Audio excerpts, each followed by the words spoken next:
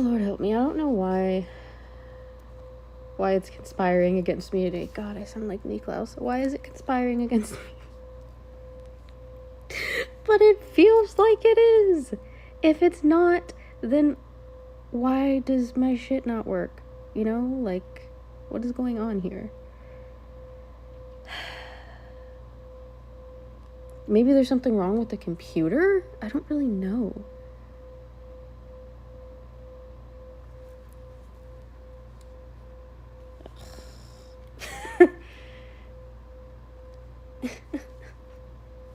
I think I'm actually showing us live, and I'm just sitting here tortured. Yes, it's supposed to be black because I don't want you to see me. Like, there's a reason I don't show my face on the screen. God. I don't even know what to do. Because I support the, like, Reddit blackout protest, so I can't just go read from Reddit. Because that would, like, defeat the whole...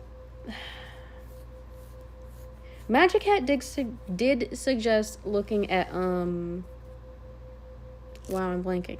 Looking at videos on YouTube. Jesus Christ.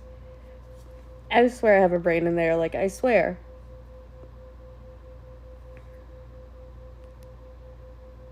There's gotta be some other site with, like, horror-related content, I would assume.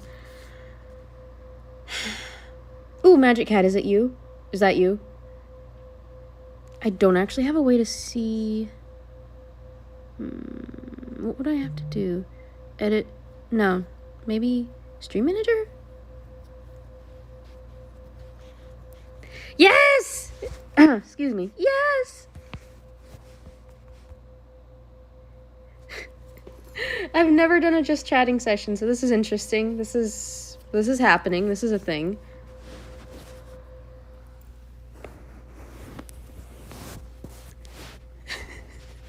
I'm just glad it worked. I don't know. What did people do for horror stories before Reddit? How old is Reddit? I don't actually know how old Reddit is. Short horror story. Or, no. Most haunted places in America. Or, should I do most haunted places in America? Yes. The dino, 2 dinosaurs. Hey. Oh, in God, what is it called? Minecraft? Yeah, most haunted places in America. Yes, I hope you find all your dinosaur friends. 27 of the most haunted places in America that horror fans need to visit. This is on the site called Country Living. Interesting. Oh, I bet they are your babies. Let's see. What are they gonna list? My various agonies, because I can't just...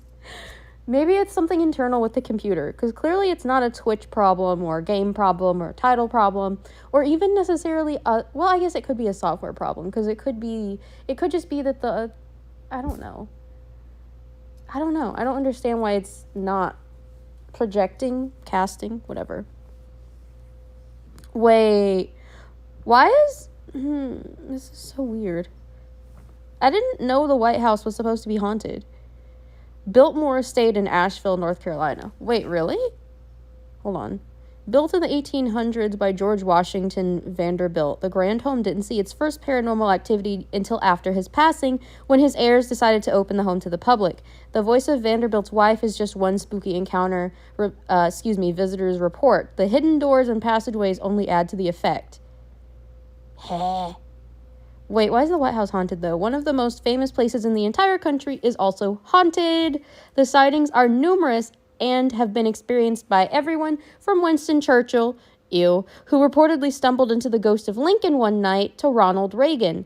There's even a demon cat in the basement whose sighting foretells a national disaster. Kind of cool.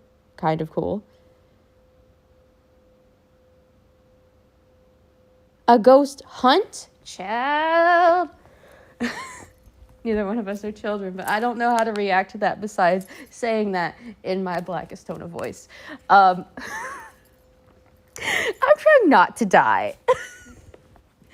Oh my God. Pittock Mansion in Portland, Oregon. At the cusp of Portland's industrialization, pioneers Henry and Georgiana, my bad, Pittock, built their dream home and some would argue never left. The historic site functions as a museum today, but instances of a moving portrait and wafts of roses, Georgiana's favorite flower, have been reported. Huh. Don't worry, you're there. What do you mean by ghost hunt? Because I feel like going to a haunted and or cursed location is just a good way to become haunted and or cursed. Hello, second person who's witness to my agonies. We're talking about I was talking about the most haunted places in America, and then Magic had said something about doing ghost hunts, and I was like, I don't want to die. How are you? I don't actually know who it is. It just says there's a second person. Yeah. No, going to a haunted place. Why? What if it follows you back? What if you die there? Like, oh my God. You can't just be going to all these haunted ass places. You're gonna get cursed or something. Okay, 4 they said was St. Augustine Lighthouse in Augustine, Florida. Why is so much of this haunted shit in the South? That isn't a plantation, because we all know plantations are haunted, but all this other shit is haunted too. Like, they mentioned Florida, they mentioned the fucking White House, and they mentioned North Carolina, and I'm just like, because admittedly, Oregon is not in the South, but 3 out of 4, folks. How fun it'll be. Fun? Aren't you the scaredy cat? Do you enjoy being afraid? There's no shortage of eerie instances running amok at St. Augustine Lighthouse, so much so that ghost hunters even paid the spot a visit. I think they mean an actual show called Ghost Hunters. Past lighthouse keepers, as well as 2 sisters who died on the premises, still apparently roam the structure. Staff members have also allegedly reported finding doors mysteriously unlocked after returning in the morning. I mean, to be fair, that could be someone breaking in, but what do you mean maybe?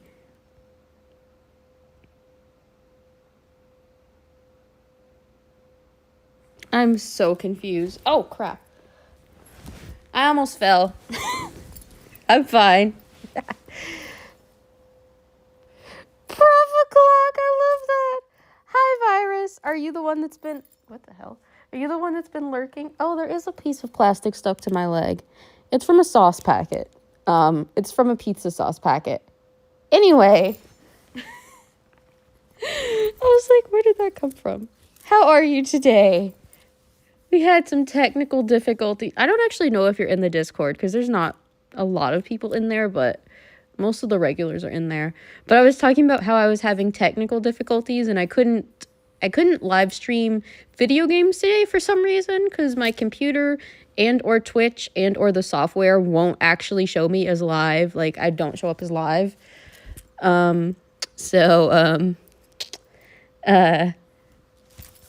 Had to use my phone. Very janky, but here we are. You weren't lurking, you were stalking. I don't think anyone would stalk me. Knock on wood, because I don't want to actually get stalked. Let's knock again, just to be safe. Yeah, no. My table's actually wood, so I'm just like, knock. I feel like I'm pretty boring, though. Like, I'm just a normal person. I also don't think I'm particularly charismatic. And obviously no one knows what I look like. So, yeah, I don't know why anyone would want to. I mean, I guess someone could have obsessed over my voice, but it's honestly not that distinctive, so. Oh, I was talking about because you said you were stalking. My bad. So deep. Like my voice?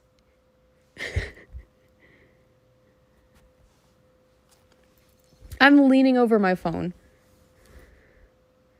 What do you mean it's your turn? Oh, the negative thoughts. Oh, sorry. I just don't think I'm that special. Hello, third person. I know this isn't my usual format, but I'm having technical difficulties. The Lord of Negative? No one else?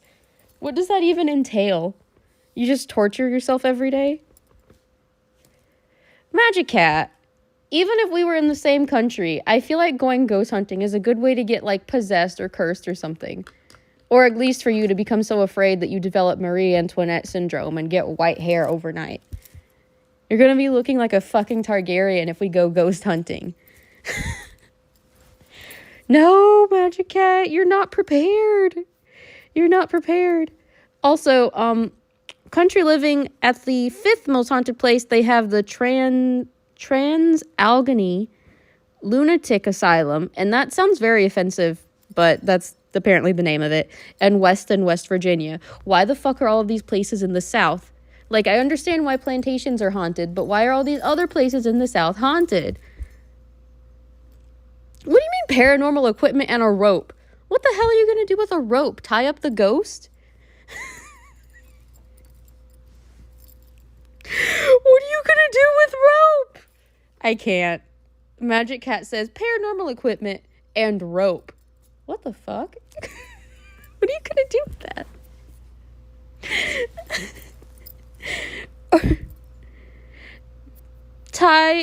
Tie yourself to me so that you don't get lost. But what if we have to run, Magic Cat? Well, I guess that's what the utility knife would be for, to cut the rope so I can get away. I'm kidding. I wouldn't leave you. I wouldn't leave you to just, like, be eaten by a ghost. I wouldn't do that. Why is what black? The rope? Oh, the screen? Because I didn't want you to see my face. I also don't know what to focus it on. Like, I guess I could focus it on my pillows, but that's a little weird. I feel like that's weirder than a black screen. It's like, yeah, and here are my pillows. Like, is this what you want to see? You want to see pillows? Because I'm not going to show my face. But I don't know what else to show. Like, what else would I show? I don't even know.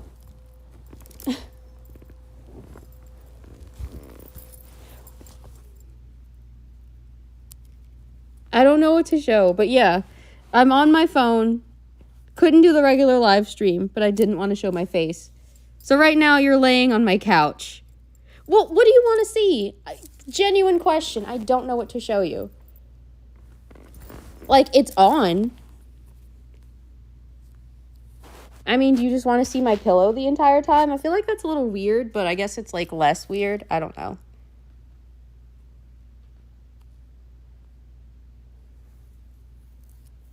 Better start running. Yeah. I'm gonna have to run.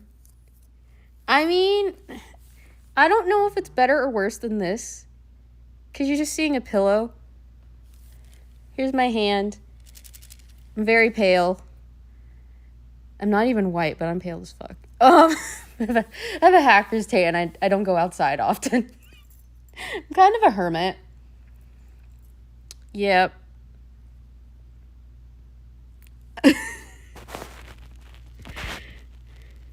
Jesus, do they have to call it a lunatic asylum? That just feels so offensive.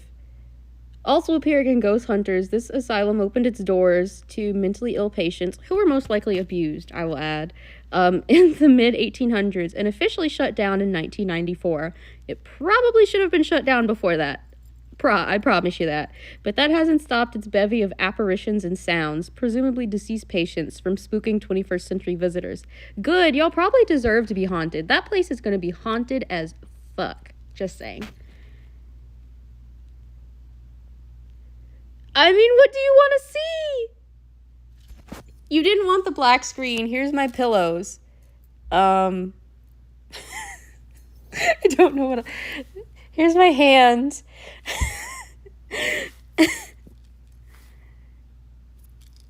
He's picky. I love that Magic Cat says you're picky.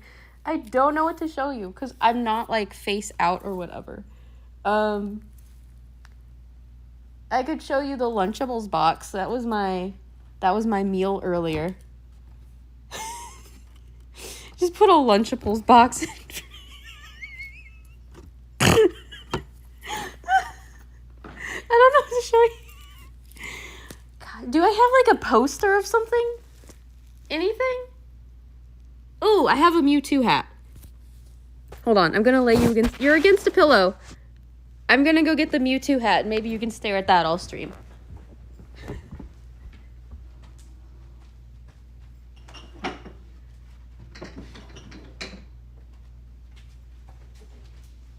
Oh, I forgot I had this.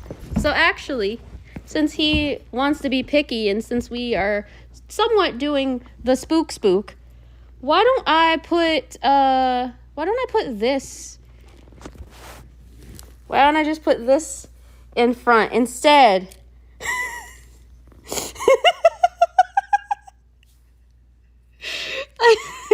That's the spookiest thing I have, I think.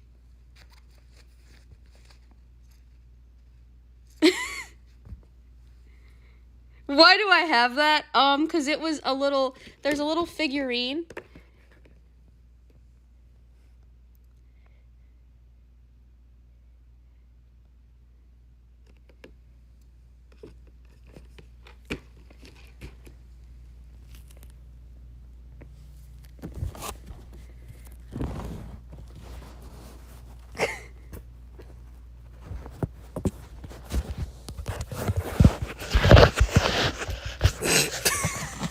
Hold on.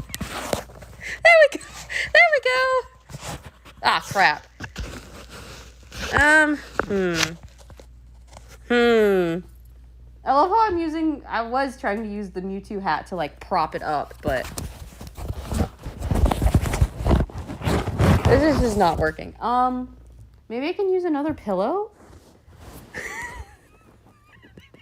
This isn't working. Darn. Maybe I can just hold it like this the entire time. I don't know.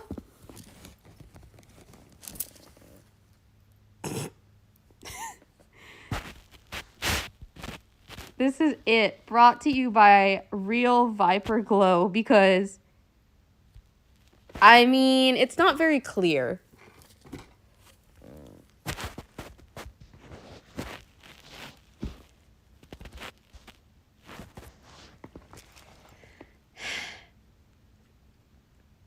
I don't know. I don't know how else to prop up my phone besides putting it on a pillow, to be honest.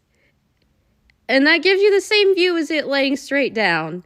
So, yeah.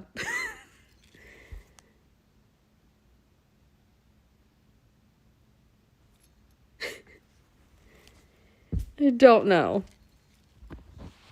Oh, look, another place in the south that's haunted. How do you say this? Kehoe? Some kind of house in Savannah, Georgia. Okay. You're never...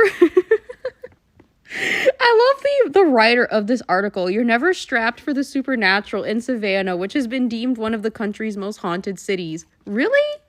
Like, I know it's the South, but really? Savannah, Georgia specifically? What else happened there? Exhibit A... I'm just gonna call it Kehoe because I don't know how else you're supposed to say it. The Kehoe House. Formerly home to the 12-person Kehoe family and a funeral home. Oh. While unconfirmed, there are also beliefs that 2 of the children died within the mansion, adding more fuel to the paranormal fire. Okay, but the fact that there's a funeral home there does make it sound very haunted, like NGL. I don't know why, but I just imagine that funeral homes are very, very haunted. Like, does that make sense? I don't know why.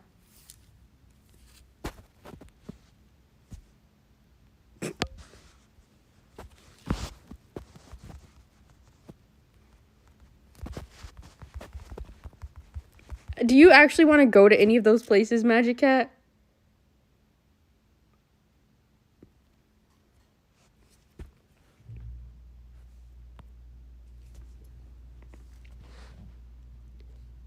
What?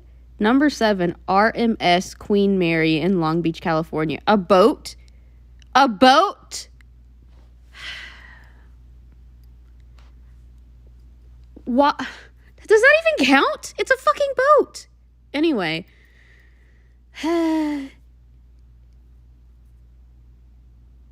Oh, there's that one hotel. Oh my god, what is it called? It's had a bunch of like, what's the PG-13 way of saying this? Auto deletions. I don't know how else to talk about it because I don't want to just say the S word. But like a lot of people have died there. Also, there was that one famous case. What was her name? Lamb or something? Haunted hotel. Hold on.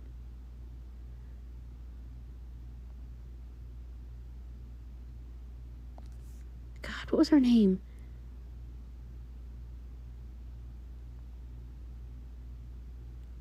Hold on. I'm just sitting here Googling it, trying to find it, because I swear to God that, was it Eleanor Neal or Bailey Sarian who talked about her case, but they also mentioned that the hotel has had a lot of suspicious deaths there, and, basically that, you know, there are stories that it's haunted. Hold on, The horrifying history of the infamous Cecil Hotel. Yeah. After almost a century of murders, self-inflicted homicide, and mysterious deaths, so I guess like weird freak accidents, the hotel just can't shake its sinister past. No shit! Oh, it's in Los Angeles. Is Los Angeles supposed to be particularly haunted? I don't really know. It's been nearly 100 years since Los Angeles' Cecil Hotel, only 100 years? Jesus. First opened its doors to the public, but the downtown hotel is marked by tragedy that has only escalated in recent years. Okay. In 2013, the Cecil Hotel gained national attention after the mysterious disappearance of Elisa Lam. I told you that was her name. A Canadian college student was spotted behaving erratically on elevator surveillance video before vanishing. Lamb's naked body was later found in a closed water tank on the hotel's roof. The intrigue into the ominous building was the catalyst for podcasts, documentaries, and amateur investigations into the legacy of the troubled property. Yeah, and it's also leading our talk today because, you said something about a clown hotel, and it just made me think about the Cecil. Except I couldn't remember its name. I just remembered the Lamb woman. I was like, that Lamb woman that died there. It was a creepy place. Opened in 1924, its original developers had planned for the massive building to be a premier destination for business travelers visiting downtown LA. Well, it became a destination for something. The economy succumbed to the Great Depression just 5 years later. That's relatable. I have also succumbed to the Great Depression. And the expected influx of wealthy business travelers became a slow trickle. Located just steps from Skid Row. Oh, I still hate that they call it that. The hotel became a viable housing option for the local transient population, which was estimated to already surpass 10,000 people in the 1930s. Yeah, it's really rough to try to live in LA. Like, the cost of living is so insanely high. Like, yes, you get paid more, but if your cost of living fucking doubles or triples, then what, how is that helping you? Let's see. The first recorded death took place a little more than 2 years after its opening. What the hell? What the fuck happened on that land before the hotel was there? 2 years after its opening, when a man died by self-inflicted homicide in his room. Tragically, even more deaths such as that occurred. In the late 1960s, a retiree living in one of the residential rooms... Wait, you can actually just rent out a hotel room like an apartment? Huh. She was discovered deceased in her room, apparently the victim of several types of violent actions. Her murder was never solved. Serial killer Richard Ramirez, who was also known to frequent Skid Row, was a resident of the hotel before his capture in 1985. Oh, that fucker's really evil. It is believed that Ramirez, also known as the Night Stalker and Valley Intruder, y'all have heard of the Night Stalker, right? Very infamous American serial killer. Committed some of his crimes while staying at the Cecil. So that place is going to be haunted as shit, and it's probably got some kind of evil stuff attached to it. Just saying. That needs to be cleansed to hell and back. And then to heaven, too. Because that place is just, it's got to be so haunted. There's got to be so much bad juju on this place. Like, I'm just saying.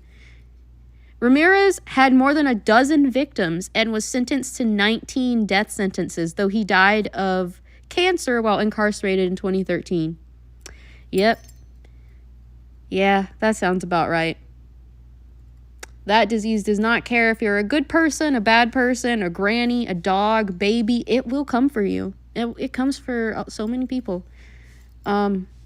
I kind of hate that he succumbed to that instead of being properly punished, but whatever. In 1991, an Austrian serial killer... What is it with the serial killers? Was also arrested after a stay at the hotel. Jack how the fuck do you say this? Unterweger? I don't know. Was a magazine writer who was supposed to be on assignment in the red light district. Instead, he took the life of 3 passionate hugging workers. I'm trying so hard to phrase this in a PG-13 way. Upon his arrest, he hung himself. Jesus!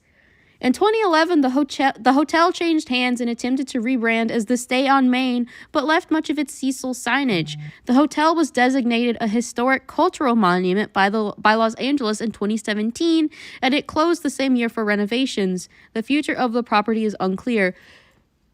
I would not want to work on this place if you gave me a hazmat suit that you washed in holy water. Like, no. No. I would literally come home and burn my clothes every day just to make sure I didn't come home with something attached to my belongings. Like, no. Now. Why do they think it's haunted? Gee, I fucking wonder. Why do you think it's haunted, person who wrote the article? Feels like it's intuitive to me. But yes, that is the infamous hotel that I was thinking about and that Magic Cat reminded me of.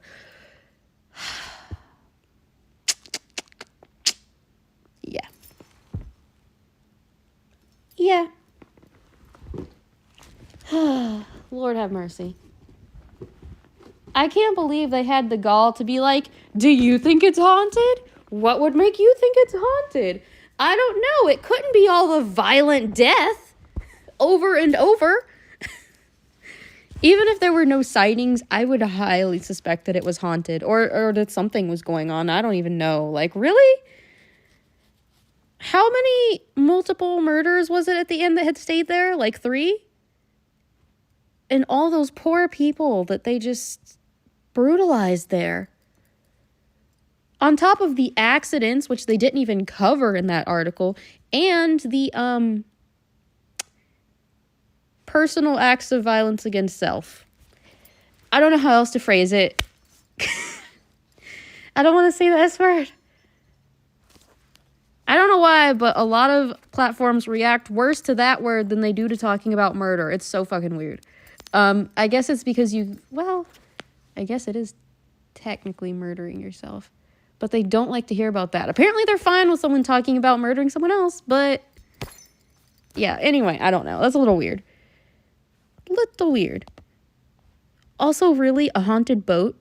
A haunted boat? We're talking about haunted boats here? Oh, look, something that's not in the South. Crescent Hotel in Eureka Springs, Arkansas. Of course it's a hotel. Of course it is. Claiming ownership in the 1930s, Norman Baker posed as a doctor and rebranded the Crescent Hotel into a faux cancer hospital. Oh, that's evil. Fast forward to present day when several ghosts, including Dr. Baker himself and a patient known as Theodora, have interacted with guests at the rightfully deemed America's most haunted hotel. I don't think it is the most haunted. Do you know why? Because I feel like the Cecil is the most haunted.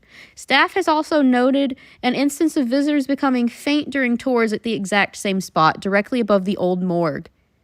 Wait, what? I'm going to reread that last sentence. Staff has also noted an instance of visitors becoming faint during tours at the exact same spot, directly above the old morgue. So everyone feels like they're going to pass out when they go over the morgue. It's a little weird.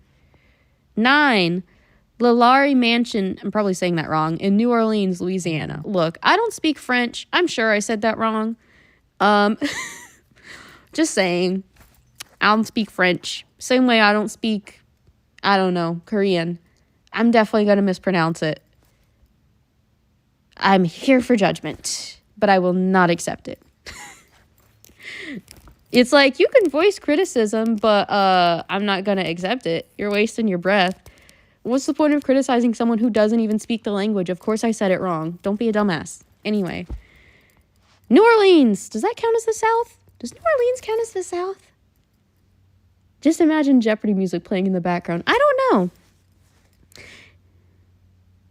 Oh, shit. It's that bitch. Named for its master, Madame Marie Delphine Lalaurie.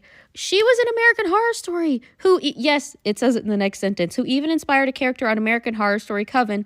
This French Quarter fixture gets referred to by locals simply as the haunted house. That's kind of vague. The mansion earned its moniker after a fire broke out in 1834, which exposed a part of the home where 7 enslaved people had been bound in chains and starved. Moans from these people are still said to resonate within the home, which is now privately owned. While you won't be able to step inside and see for yourself, you can make a pit stop through a New Orleans ghost tour. Honestly, I feel like someone should have gone by already to, like, help put the spirits to rest. Because I just feel like those poor people are suffering. They should be put to rest, not used as a fucking tourist attraction. Like, that's just, it feels cruel somehow. Like, you know what I mean? Like, that just feels wrong.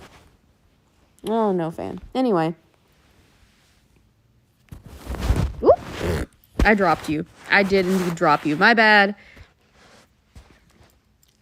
Iolani Palace in Honolulu, Hawaii. I don't speak Hawaiian, so I probably said that wrong. Before Hawaii became an American territory, King Kalakaua, maybe? Fingers crossed, built this modern fortress in 1882 where he lived with his wife, Queen Kapi'olani, and sister Queen Liliuokalani. Fingers crossed, probably butchered that, who took over the throne after his death. Now functioning as a public museum, the palace still holds ties to its past royal residence. Security guards claim to see, can I just shorten it to Lily? Is that disrespectful? They claim to see Queen Lily's ghost roaming the grounds in the early mornings, along with hearing one of the property's pianos unexpectedly playing. Huh, okay. Number 11, Lizzie Borden's Bed and Breakfast in Fall River, Massachusetts. Okay, so that's not in the South. Isn't she the one that murdered her family with an axe? Supposedly. They never did prove or disprove that she did it. Yeah, supposedly. Supposedly, I think so. Let's see. This isn't your standard New England B&B. The haunted house was the site of 2 violent murders in 1892. Lizzie Borden's father and stepmother. Many place the blame on Lizzie herself, who was tried and later acquitted for the case. Brave souls can book an overnight stay in the same room where Abby Borden passed away, or go ghost hunting through one of the site's paranormal nights. That's some shit Magic Cat would want to do, and then Magic Cat would get scared and be like, Insomniac, save me! Like, the fuck am I supposed to do? At least she's probably not a violent ghost. Like, it's not like it's the ghost of a murderer. It's the ghost of a victim. I don't know. Like, I don't think she would hurt us, but also, like, what are we doing? Like, what is the point?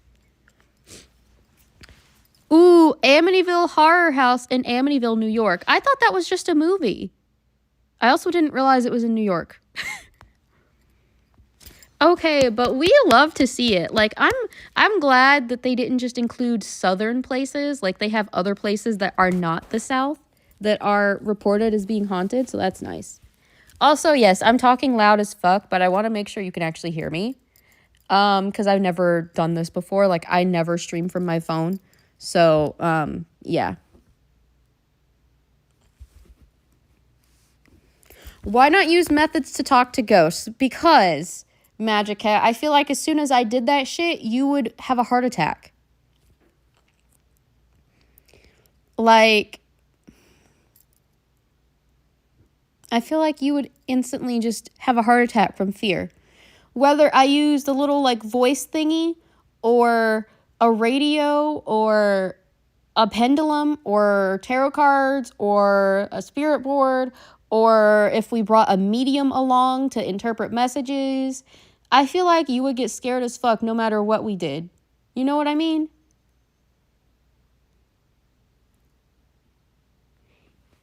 Even if we just walked in and were like, hey, if you can hear us, knock 3 times, I feel like you would be scared shitless, Magic Cat. I don't know why you want to do all this ghost stuff when you're, well, a scaredy cat. You're afraid of everything. Why do you want to see them? I'm so confused. Estes method? I'm actually not familiar with the terminology, but that's just because I don't watch a lot of ghost hunter stuff. Like, I don't. That's not my scene. I don't know. I don't know if you're spelling it right or not. See? Instant forgiveness. I don't know if it's right, so I can't tell you if it's wrong. It's like nothing happened. How many of these are there, though? This is number 12. You've probably seen your fair share of Amityville scares on the big screen, but the real-life home that's inspired a handful of films is almost as creepy as the Hollywood portrayals. The site marks the spot where the Ronald DeFeo... Excuse me, why did I add the in there? Where Ronald DeFeo shot and killed his parents and siblings in 1974, and the next family to call the place home only lasted a mere 28 days before moving out. You can guess why. After new ownership and an address change to ward off hordes of visitors, the house is currently off limits to the public, but you can still head to Ocean Avenue to see the facade for yourself. No, I'm good. I'm not going to that house. If literally anything about it was based on fact, then I feel like I just don't want to be anywhere fucking close to it. Like, let's be real here. Oh, actually. Hold on. I was like, since you can see my hand, I could literally just do this. Number 13, the Ohio State Reformatory in Mansfield, Ohio. Both movie buffs and ghost hunters will want to pay a visit to the Ohio State Reformatory. The former prison, which is where the Shawshank Redemption was filmed. I swear, I always hear people talk about the Shawshank Redemption, but I've never once seen it.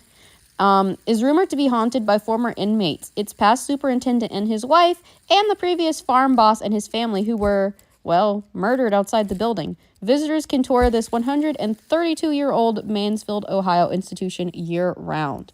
See, I just feel like that's a good way to, like, get haunted yourself, but I don't know. Oh, another southern one. I just knew that was going to happen. The Grove, that's kind of vague, in Jefferson, Texas. Okay. In Jefferson, Texas, this landmark, which is listed on the National Register of Historic Places, I feel like all historic sites have to be haunted to some extent, is said to be haunted by several spirits, including a lady in white. Why is it so common for people who are haunted to see a lady in white? What is going on? Though no one knows exactly what went on at the Grove, several former homeowners, neighbors, and locals have shared tales of scary sightings. Tours are available throughout the year, but reservations are required. What? What are you personally freaking out at? Magic Cat?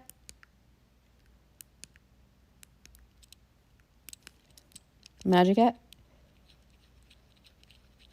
Magic Cat just said, oh God, and went quiet. I'm like,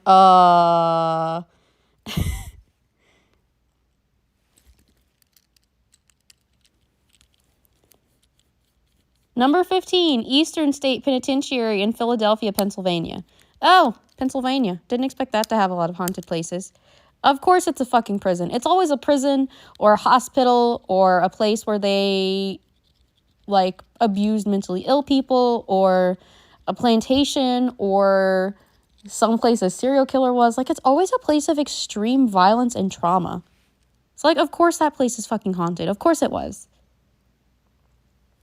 Before it was a tourist attraction, the Eastern State Penitentiary was a prison known for its severe punishments and famous inmates like Alphonse Scarface Capone. Huh, Al Capone was there? I didn't know that's where he went to prison. Severe punishments, though. Jesus. Sounds like it was probably doing some kind of inhumane shit that violated the what's it called? Geneva Convention. There we go. Sorry about my speech impediment. The 197-year-old Philadelphia landmark is open to the public for daytime tours. Probably safer than nighttime. Halloween attractions and even private paranormal investigations on special nights from 9 p.m. to 1 a.m. Fuck that. Really? From 9 to 1? Doesn't most haunted shit start happening from like 10 or 11 to like, I don't know, 4? Yeah, no, fuck that. Fuck that. Let's see. Number 16, Grove Park Inn, another hotel in Asheville, North Carolina. Isn't that the second time Asheville was on here? I think the other one was a home, though. Over the years, both staffers and visitors have become acquainted with the Pink Lady. What the fuck is it with these ladies and their color schemes? Are we doing Haunted Sailor Moon now? A guest that's taken up residence in the Asheville, North Carolina's Grove Park Inn. The Phantom supposedly haunts room 545, lingers throughout the hotel, and likes to play harmless pranks on those who work and stay there. Check it out for yourself by booking a stay. No thank you. The Winchester Mystery House. Oh, we talked about this before. In San Jose, California. The former home of Sarah Winchester. Am I the only one who immediately thought of Supernatural, the show?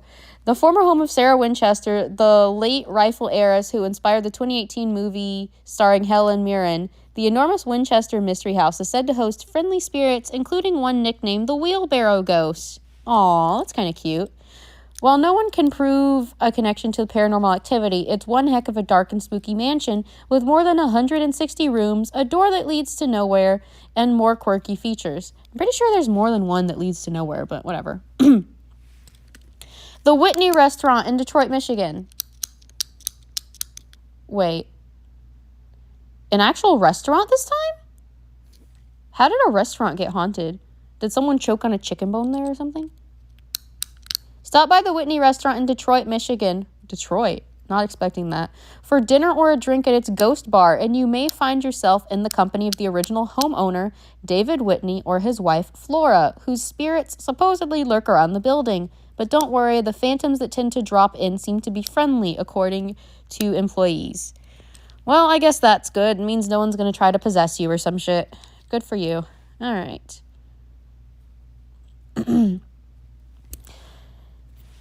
19, hold on. There we go.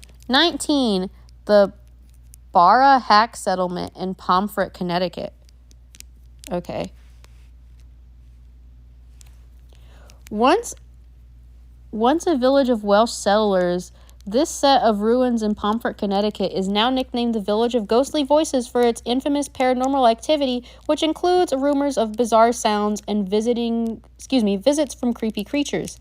Though it was once a tourist attraction for ghost hunters and teens looking for thrills, it's now currently closed to the public. Of course it is. Number 20, the Don Cesar Hotel in Petersburg, Florida.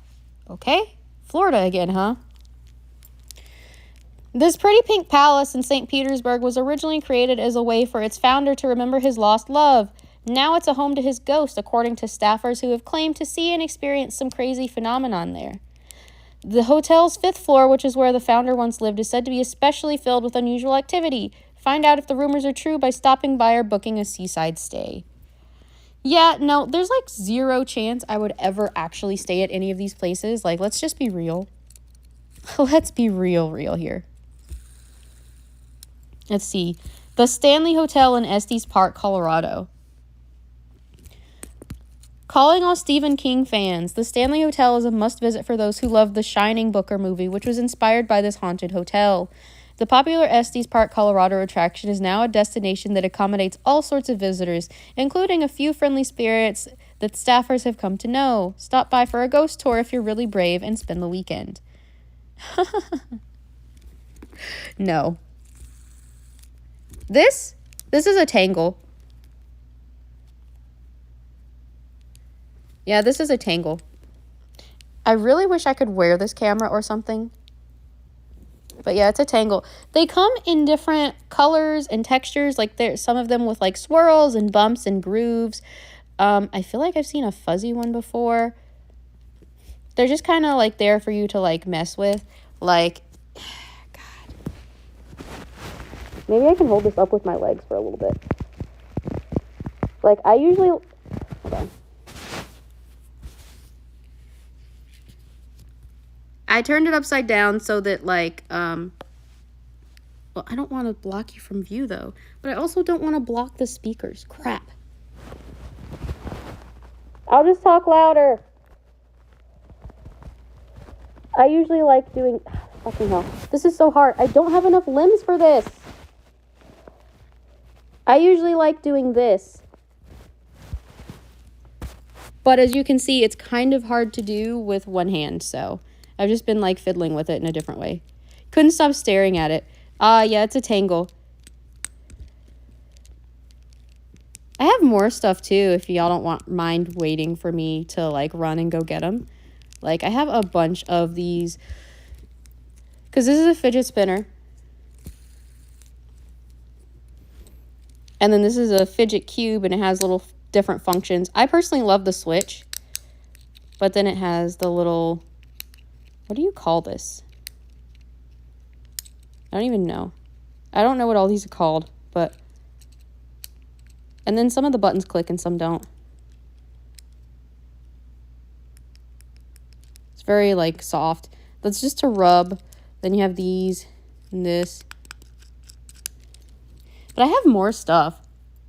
Let me go get the rest of my stuff. I'm gonna lay you on the pillow for a second. So it's gonna go dark. And I'm gonna go get my stuff.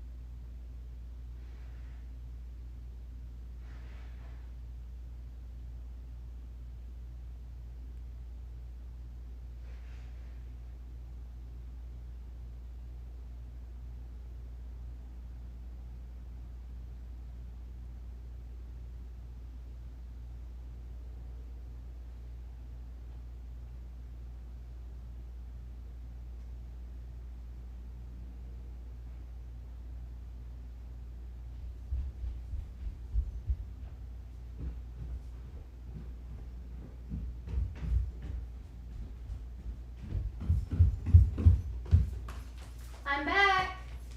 Okay. So, okay. Magic Cat went to the bathroom, but let me unclip. Ooh, why are you out of breath, sis? Ooh, or I guess it should be Sib, whatever. Let me take these off their key ring, because these are some of my favorites.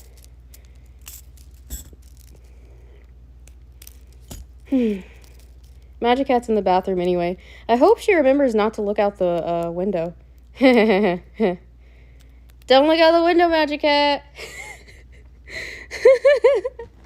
Don't look out the window.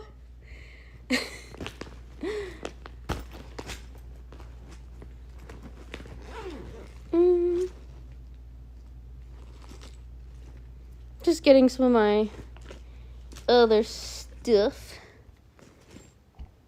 There's my other tangle. Yeah.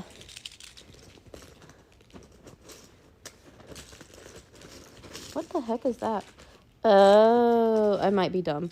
Cool. Okay. Magic Cat. I'll wait till Magic Cat's back. But, yeah. I have another tangle. So, some of them are solid color, like this one. And then some of them are different colors. And this is what I was talking about the different textures. Like, see how this one's kind of like ribbed, but it has little dots, I guess. And then this one has like scales, and then that has different scales, and that's just bumpy. And some of them are smooth, but they also come in different textures that aren't this, and you can kind of just like do anything with them. I actually have one somewhere that is the it's the colors of the pansexual flag. So it's one of my favorites as far as colors. You can tell this one has been used and like loved because it's a little loose. They're a little bit like stiffer and have more resistance when they're new. Also, yes, that's my leg in the background. I don't shave and I'm not sorry. I have shorts on. It's not like I'm naked. I have like shorts on, but anyway. Here's a little hint of my leg. Scandalous! An ankle? How dare you?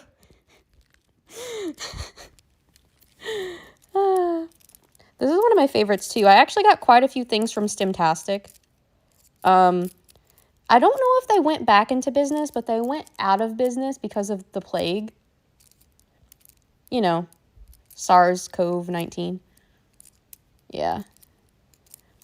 The whole, like, shipping issue. Well, it's also because during the whole ordeal, like, during the... Do I want to say during the height? During the middle? I don't even know. Because it's not even really over. But, like, anyway, there was that whole shipping container accident, too, that had, like, fucked up literally all of the package moving and, like, delivery and shipments and things. So it kind of kept their customers from getting their items.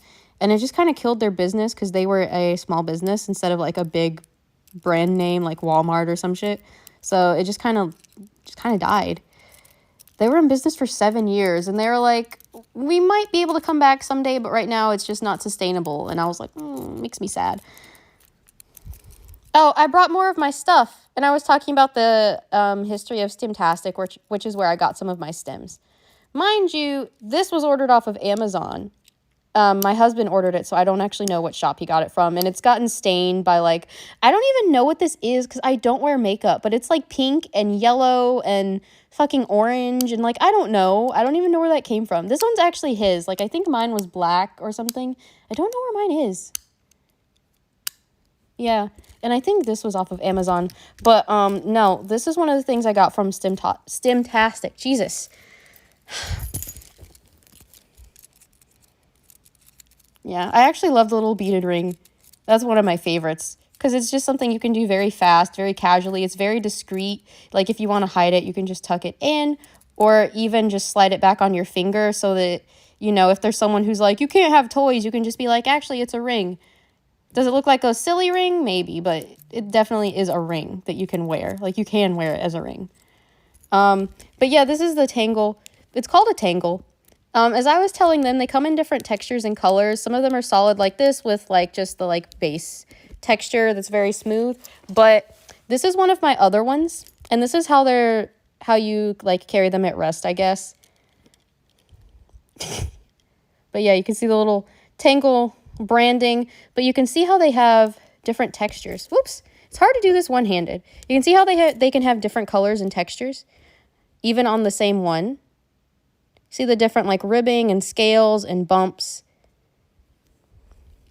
And it just kind of adds to part of the experience because some people like to like just kind of rub it and touch it like that. Because it's just a different experience. It stimulates a different one of your senses. Because instead of it just being like kinetic or visual, there's also like touch, like texture. So these are the same, but they're also not. They're both tangles, but they're very different. And then this is one of my favorites too. Because this is how you... Whoops! This is how you do it. And again, it's also one of the ones that I feel is very discreet. It's very quiet. It's not noisy. It's not flashy. It's small. Fits just like in your hand or your fingers. You know, you're not really disrupting anyone. You can just do it quietly over and over. I feel like it's less disruptive than someone just like popping their pen cap over and over during class if you're a student. And also, it is technically something you could slip on, like, as a ring if you wanted, or even just be like, it's part of my keychain or something, you know, if you want to be discreet. I think it's literally just called like keychain something. I don't remember. I got this. There's an actual physical brick and mortar like sort of like stim store / toy store. I guess it's more like a toy store that carries a bunch of stim products nearby, sort of nearby. Does it technically count as nearby? I think nearby counts as anything that's within 2 hours of travel time for you. Anyway, yeah, it's nearby. It's within 2 hours of travel. So I got that in person, but I got a red one with red bands from Stimtastic. So I actually have 2 of these. But the other one's upstairs on my work desk, and I'm just not going to go and get it. So that's one of my favorites. This is one of my favorites. This is one of my favorites as far as color, but this is one of my favorites as far as texture. There is one that's the colors of the pansexual flag that has the same little textured nodules, whatever, on it. I also have a bunch of stress balls that are just these really pretty different colors. This one has like some kind of squishy foam in it, and I just love it to death. I would say that if you're like a really heavy squeezer, maybe don't do it because you're gonna kill it. Like, I've definitely popped a few of these. Well, I haven't popped this kind specifically. What I popped was this kind. Also, it makes a little sound. See? This is not discreet at all. Also, it has those little dots because, like, over time, it can, like, get dehydrated and, like, the little beads can burst because they're actually moist. They're actually wet in there, so, yeah. You're so dead? Wait, why? And what do you mean your sister? Which thing? I can't even... I've shown so many of my, like, stims, I don't even know which one you're talking about. This one's... the balls. Ah, which one? Does she have the beads or the little soft squishy one? This one, I think it was called Infinity Ring, which you can see why. This was also from Stimtastic. Obviously, it's easier to do when I'm not having to, like, film with one hand while I do it, but, a little bit less discreet just because of all the clinking, but it is very small and fits in your hand. And it's also one of my favorites, so. It's just one of my favorites that's not particularly quiet. So.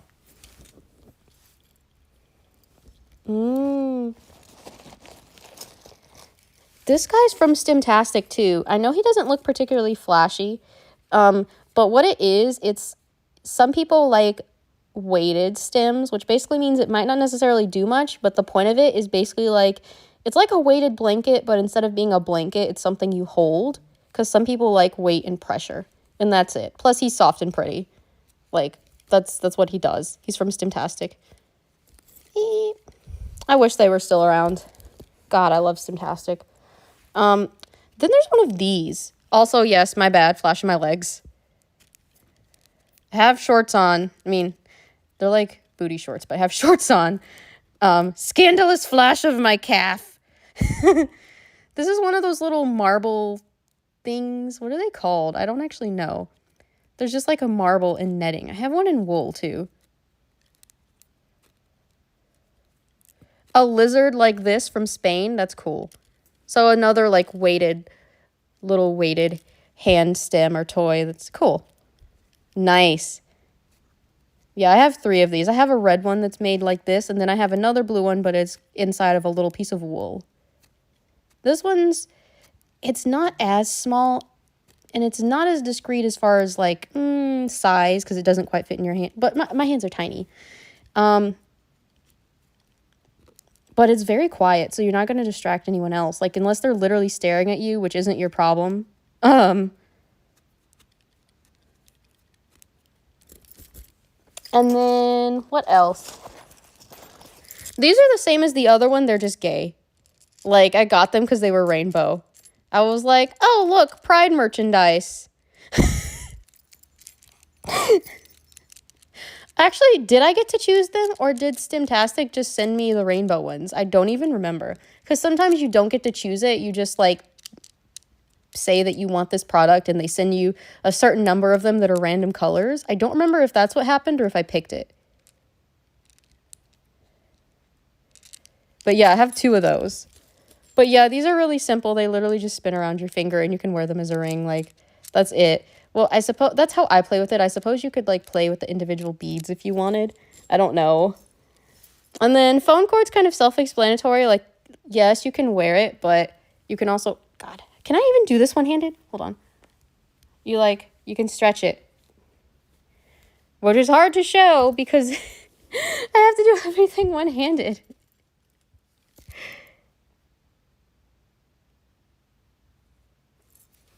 Are you a homophobe?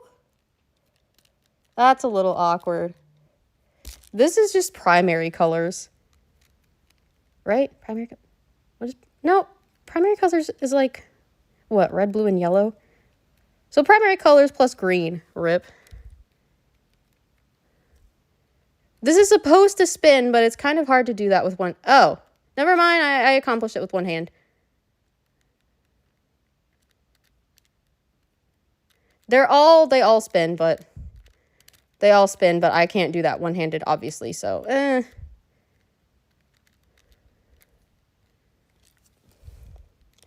Well, I will say I'm an immense fan of Pride. And also, I love these little rainbow ones. I'm just sad Stimtastic isn't, like, alive anymore because of the whole, like, shipping incident. I literally just bought these in bulk, like, at a store. At, like, Walmart or something. Like, these aren't special, they're just scented, but I love Play-Doh. Deadass, that's it. I have more, but they're not, like, in this particular pouch. So, yeah. I have more, but they're not in the pouch. I'm going to put this back just because it's hard to do with one hand.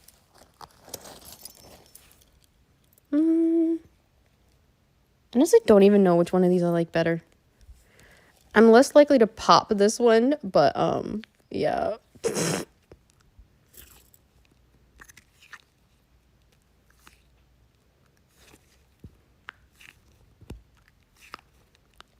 I'm not 12. I'm several years older than 12. several years older than 12. That being said, I'm not old. I don't think I'll feel old until I hit 40, and that's going to take a long time, so. I won't be 40 for a long time. Oh, Lord.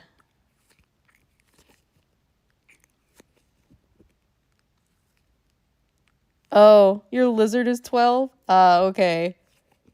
Huh. How old is my crab? You should be imagining that Geometry Woman meme right now. I feel like he's 3 or 4 years old, but I'm not really sure.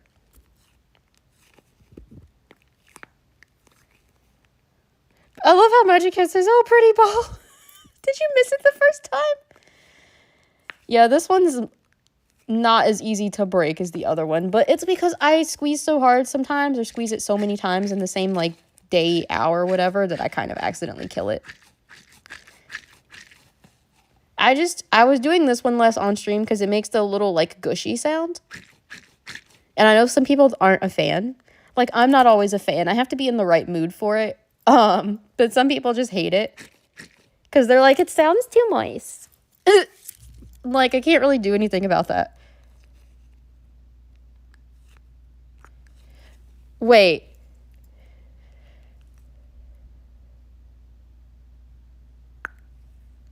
You were distracted by the purple thing? Still? I'm not even using it. That's funny. What'd you say? Bet you watch those videos on YT. I actually made some. Like, I have a small channel. I haven't posted any in a while because I started streaming on Twitch more instead. But What I usually watch on YouTube, I guess I would call it less watching and more like listening or using it to zone out or like sleep or meditate or something. I like to put on those like 10-hour rainstorm videos or whatever and just kind of like bliss out. I don't know. It's like your brain's being massaged. I can't explain it. Finally found something that distracts you. Is the purple thing, the purple tangle still distracting you?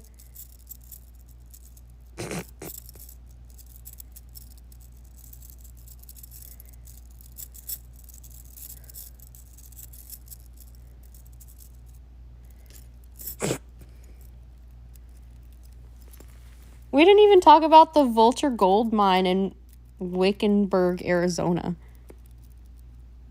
Pretty shiny and smooth. This? Oops. This? Or this? or do you mean the ball? My husband's actually made a few for me. He's made a few for me. He's really sweet. You want to see one of the ones he made for me? Not the ball. No, you just like the tangle, I assume. Although I personally like the textured ones more, so.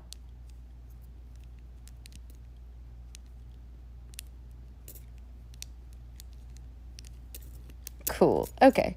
Yeah, he made me some.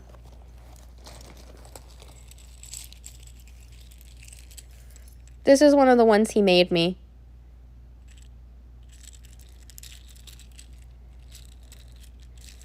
You can play with his little legs. He's hollow on the inside. You can shake him and play with his little legs. And when he's on a flat surface, he actually spins like a top. But I can't spin him on the couch without ripping the fabric. Yeah, look at his little face. Look at his little face. Oh, he's so happy. Yeah. And then I have... Yes, he has a 3D printer. This one, I don't remember if they both glow in the dark or if only this one glows in the dark. Because he has some colored ones that glow too. But yeah, his entire little body just moves and you can just kind of look at him. He looks like he's just flopping. He just flops everywhere. Floppy flop.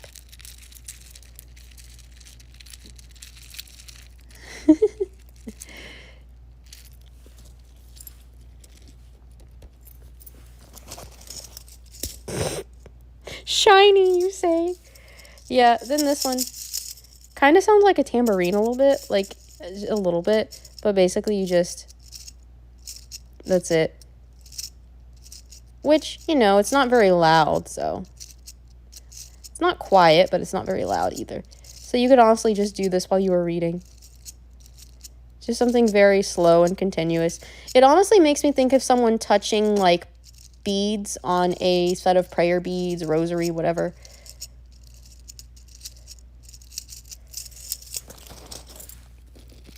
Yes, I do.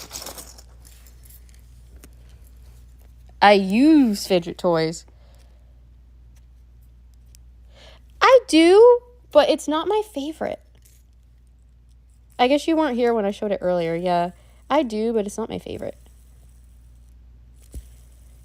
Like, it is what it is and it does what it does, but in some ways, for me, it's kind of boring. Like, I don't know why. It just kind of is.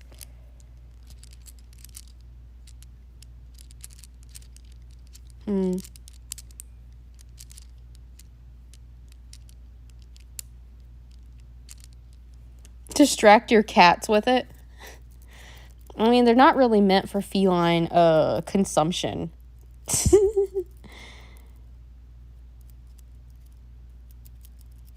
And I don't mean consumption in the sense of literally eating. Because people can metaphorically consume media, for instance. But yes, I have different things. But like I said, I have more. They're just like not all down here. Like I have a very messy work desk upstairs that has more.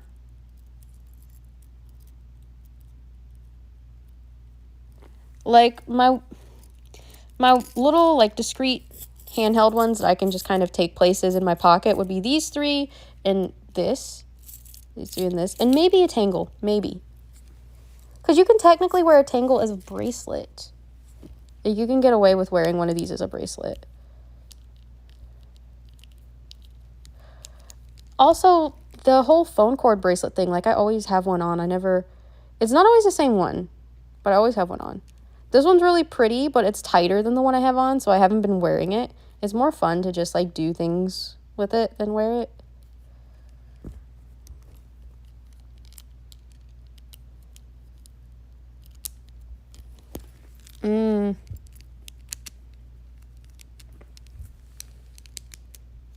I mean, we've suspected for a long time, but we don't have confirmation. But, you know, I've displayed the thing about, like, ADHD and autism is that they have a lot of overlapping traits. So sometimes someone has both, and sometimes someone has one or the other. And I show some signs of both. I show a lot of ADHD signs, but I also show a lot of things that would fall more on the autistic side of things. But I don't have any confirmation for being autistic, but once you start going through all the little quirks and pet peeves and preferences and behaviors in my life, it starts to add up. I was diagnosed with OCD, but regardless, it's a very healthy outlet. I mean, I would personally rather someone flip this over and over than pick at their hand all day and make themselves bleed and give themselves infections. So, you know. Give you the purple thing in the skeleton lizard? No, I could never. Well, I could part with this because I'm sure my husband would just get me another one. Honestly, he would probably just get us both a new one if he knew, like, one of my friends wanted one. Like, if you were actually here. Obviously, it's impossible to give you one. But, yeah, I wouldn't mind parting with this one in particular. But I can't part with my lizard because he was a gift. I can't just give away my gift. That feels, like, weird spiritually, and also it has sentimental value.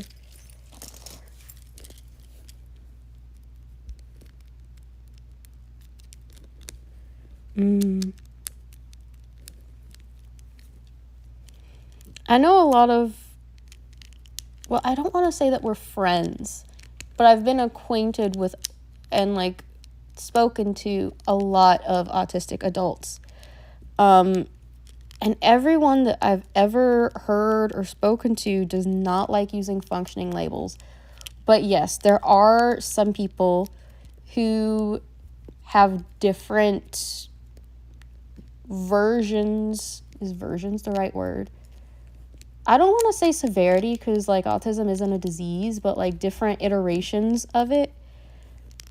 And some people do require different care. But, I mean, the same thing can be said about people who aren't autistic. Like, you know, everyone's not the same. For instance, everyone who can't use their legs is not the same. They still have different needs, you know? Like, some people have more independence, even when they are dealing with the same condition. That's all. You said your country's boring and you don't find this stuff much. Oh, I'm sorry. Honestly, though, there are a lot of harmless household things that you could probably, like, this is literally just made from keychains. You probably can't find the exact same thing, but you could literally just use a keychain to play with. Or a hair tie. As long as it's not too tight, you can keep it on your wrist and play with it the way that you would with this. Because people use these as hair ties too, but they're called phone cord bracelets because they're made out of phone cord material. Like, there is stuff that can be done.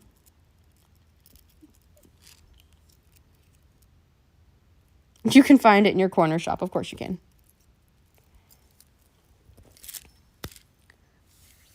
I mean, a lot of people stim and they don't even realize they're doing it. Like, what do y'all think humming is? Or when people fiddle with their hair? Or even when people bite their nails? Like, that's still stimming. Some people rock from side to side. Some people, like, tap rhythms on their leg, bounce their legs, snap their fingers. Like, just saying. England is a country in its own. Expensive as fuck. Did someone tell your country? I'm sorry. I mean, yeah, I think there's more discreet stuff. I mean, honestly, for you specifically, Magic Cat, a really good stim I can think of is prayer beads. Because you can run your fingers over them, you can count them.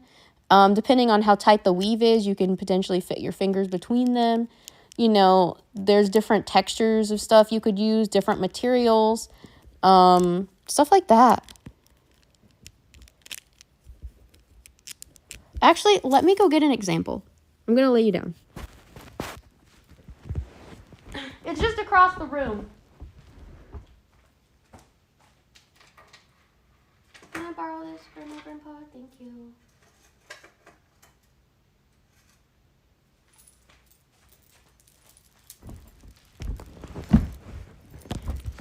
Like, I personally think any beaded necklace or bracelet or any set of prayer beads can be used.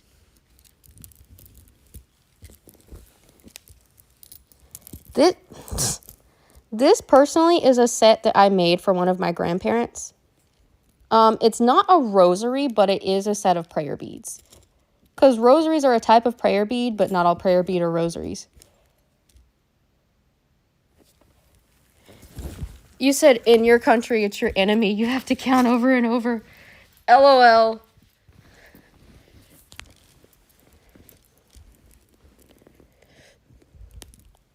But yeah, like, I made these. Technically, I made two for them. I made one for my grandfather and one for my grandmother. And they were made out of different materials, and the different materials meant different things. Like, these two stones here. Yeah. Because these are different from these, and these are different from these, yada, yada. And they meant different things.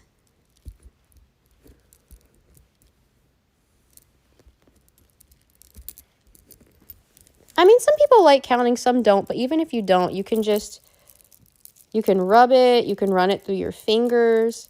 You know what I mean? Like,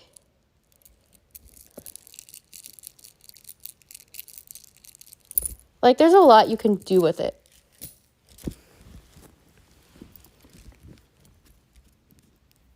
Also, thank you. And it probably is expensive to live in England, but I don't know because I don't live in England. I've never actually been to England. I did go to university with a guy who was from England, though. I can't remember his name, but I feel like it started with an M or maybe an E. I don't know. I just know he was really tall, really pale, and he had the accent trademark, which doesn't tell you anything because there's like 50 English accents.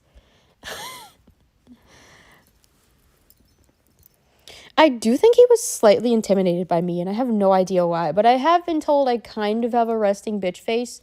Like, I don't know why, because, like, 99% of the time, I literally don't even notice someone's there, and I'm not thinking about them at all. And they're like, I thought you were going to hurt me. I'm like, why? Like, I was literally thinking about eating popcorn when I got home. I wasn't even looking or thinking about you. And they were like, I just have RBF, my bad. I guess my concentration face looks a little murdery. I don't know why. Like, deadass, one time I was going up the stairs thinking about all the homework I had to do and what order I was going to do it in. And one of my dorm mates was just like, are you mad at me? I'm like, no, I wasn't even thinking about you. I'm so glad I don't have homework. Holy God. I'm so happy to not have homework. Thank you, past me, for graduating, because that was, I don't want to go back to school.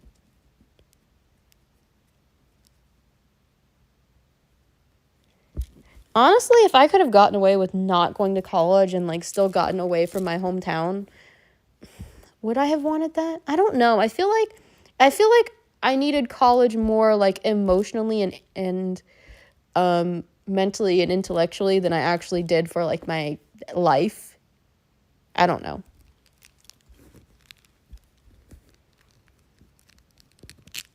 Do you have universal basic income in England? Or do you just have like do you just have a different system of welfare? I don't know how stuff works in England. Yeah. Do you have soup kitchens over there?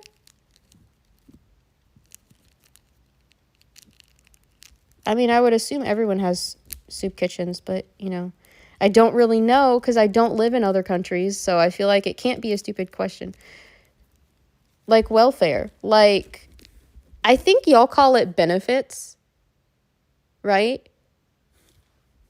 Where you get so much money a month, or you get assistance with housing or food or medical expenses or something.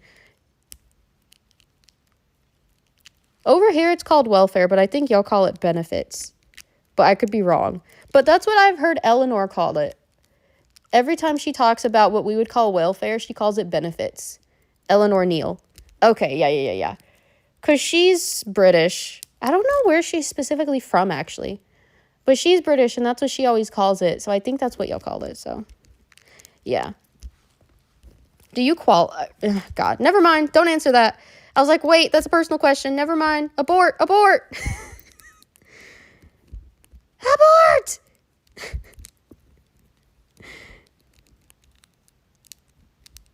I'm sorry for asking you such a personal question, but the reason I asked is because I was like, if you did have a way to qualify, it might help you with food security. That's all.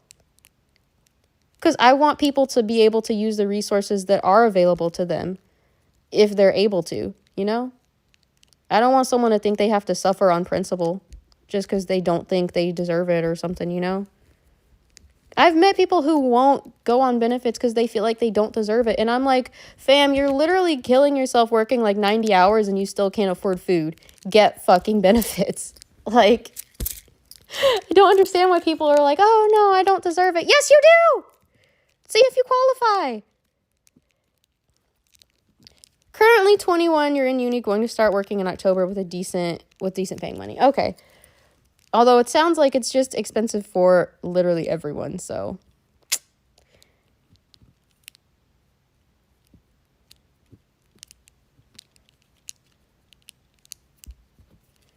Yeah. But it is a good way to think about what you're grateful for and what you appreciate in your life, and thinking about like all of the blessings and good luck you've had in your life. Because some people work hard and they still just don't get anything out of it. So it's not all hard work, as hard as that is for some people to hear. I literally know people who have worked 3 jobs, working like 90 hours a week, and they still can't afford rent because the cost of living is so high. So I can't say it's all about hard work. A lot of it's definitely like luck, blessing, connections for some people. But yeah, a lot of people struggling. Yeah. And, I don't know what you already think or believe, but, like, I always try to appreciate what I have. Because even a bad day for me would be a good day for someone else. Because not everyone's, as lucky to even have running water or electricity or shoes or soap or, I don't know, bread. I just like to appreciate everything good in my life. Just the basic shit. I like to practice gratitude. I feel like it's important for me, not just for staying positive, but also just not taking things for granted, to avoid being entitled, to avoid looking down on people, to avoid forgetting where I came from, like, I just think that's so important. And I feel like it also helps us appreciate what other people are going through. I feel like it helps us being more empathetic.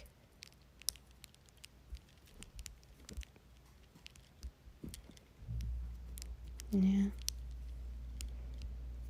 Like, I've gone hungry before. I don't have to now, but I know what it feels like, so I appreciate everything. I even appreciate the food I don't fucking want, because at least I have food, you know? There was a time when I had no money in my account. There was a time where I could only eat once a day. There was a time when I went to bed hungry every day. So I'm just thankful for everything good in my life, everything positive, everything that is keeping me healthy and happy.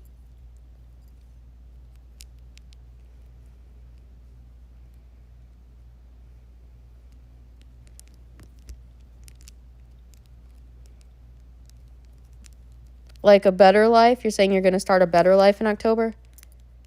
I'm happy for you. And I actually mean it. Like, I know some people kind of say it sarcastically, like, oh, good for you. But, like, I'm actually happy for you. So, don't let it change you, man. Don't let it change you. If I ever get rich, I don't want it to change me. If I ever get rich, I want to do a lot of charity. Because shit is fucked. And people need help. If I ever get rich, I don't want to forget what it used to feel like to not have food. You know what I mean? Like, I always want to be able to empathize with people and have compassion. I don't want to take things for granted and start being entitled. If I ever get rich, I'm going to take care of people. Dogs? How did dogs come into the picture? Dogs. Yeah, I think I told you we're supposed to be getting a dog, but it's going to be forever because the little puppy was just born fucking 1 or 2 weeks ago, maybe, if that. And we have to wait like 3 or 4 months because they have to be old enough to be socialized and weaned from their mother because, you know, they have to nurse and they have to learn how to be dogs and they have to learn like how to be gentle and, you know, the breeder has to see, you know, if the like temperament is right for each person who wants a dog. So each family or individual who wants a dog, they have to see which dog matches the people, if there's even a dog that matches the people. And of course, I think there's some kind of health check they have to go through too. All of that before you can even think about actually getting the dog. But this is the first litter where they're actually going to look and see if there's a dog that fits our family. Now, me personally, I don't care about pedigree. I was fine with getting a shelter dog, you know. I know what it's like to have a shitty life. I was like, let's make life good for someone. But my husband wanted a dog from a breeder because he's like, that way we know their history. We know what kind of temperament and health to expect because of their bloodline, blah, blah, blah, blah. So, I mean, if that's what he wants, then that's, you know, he's the one that's going to pay for it because I honestly didn't care just getting a shelter dog for whatever the fucking fee is. It's always under $100. I don't think there's any shelter that charges more than, well, no, there might be one that charges like $200. But like that's still cheap in comparison to thousands people can spend at a breeder, so whatever. But he was like, if we have kids, I want to make sure it has the right like temperament. I want to know its history so we know that it wasn't abused. I want to know that it's not going to be aggressive. I want to know it's not going to have health issues. And I'm like, yeah, that's technically fair. But, you know, I've had rescue animals before. They're great. Haven't had an issue where one was like particularly aggressive or anything. But, you know. For everyone or for me? I do think as a whole people need to stop being so obsessed with having more children when we're already overpopulated. I personally prefer adoption, but he doesn't want to do adoption. If we have kids, he wants it to be our kid. And like, it's not like we thought about it, but we've talked about it. And I just feel like that part of that is just ego, because it's like, why does it have to have your DNA? Like, why does it have to look like you for you to care about it? I'm like, that's just all ego, but, you know, whatever.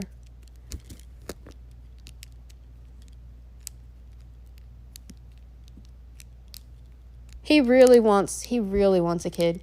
He's got baby fever so bad. Oh my God. He wants a kid so badly. He doesn't want them right now, but he wants them like, he said he wants to have kids by the time he's 30 so that he's not old while the kid is growing up. He doesn't want to wait until he's like 40 or 50 to have a kid, because then he said he would be like, he'd be ancient when they want to play. You know what I mean? Like, he doesn't want to be like 50, 60, 70 when his kid wants to like play in the yard or go camping or something, is his explanation to me, which I get. But I mean, it's not like I'm trying to demonize people who want kids from their own blood. It's just like, I don't understand why they have to be.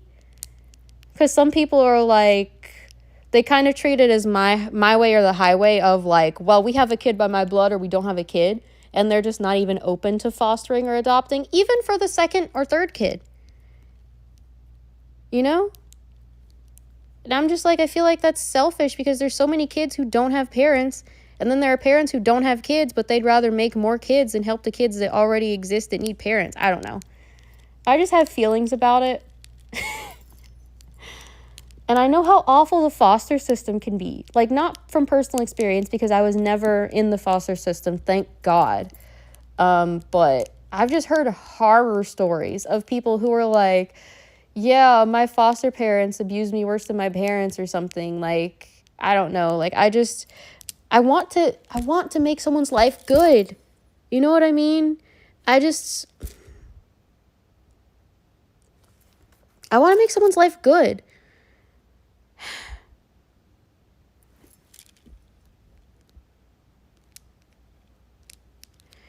I feel like I would tell them from the beginning, like, something happened and your mommy and daddy couldn't take care of you, but they trusted us to do that, and we love you, and we would do anything for you, and it doesn't matter to us that you don't have the same DNA, you're ours. Like, I would tell them that from the beginning. I wouldn't let them, like, find out when they're 30 and have some kind of fucking complex about it, like, you lied to me, or whatever, you know?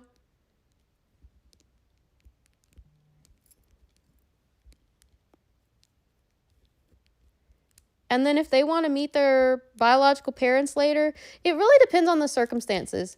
Because, you know, sometimes the court case is sealed, if there's a court case at all. Like, sometimes people just didn't want a kid, or they knew they couldn't take care of them, so they put the kid up for adoption. That's valid. Sometimes kids are taken away from families because the family's not good for them, you know? Shit happens. As bad as foster care is, sometimes I do wish someone had taken me from my family, or from my mother, at least. My grandparents were angels, but my mom was a really bad parent and a really bad person, and I hated growing up with her. Literally, my only solace was the times where I got to, like, stay with my grandparents. Like, I really wish someone had awarded my custody to them or something, but unfortunately, grandparents have less rights than parents where I grew up. And it's not like my dad was the model parent. He had a record. And even if he was a saint and had just messed up once when he was young, they never would have considered him because of that. So I was stuck with this evil bitch who just treated me like a servant and beat me all the time and withheld food from me and threatened to withhold my medications and just all kinds of horrible shit.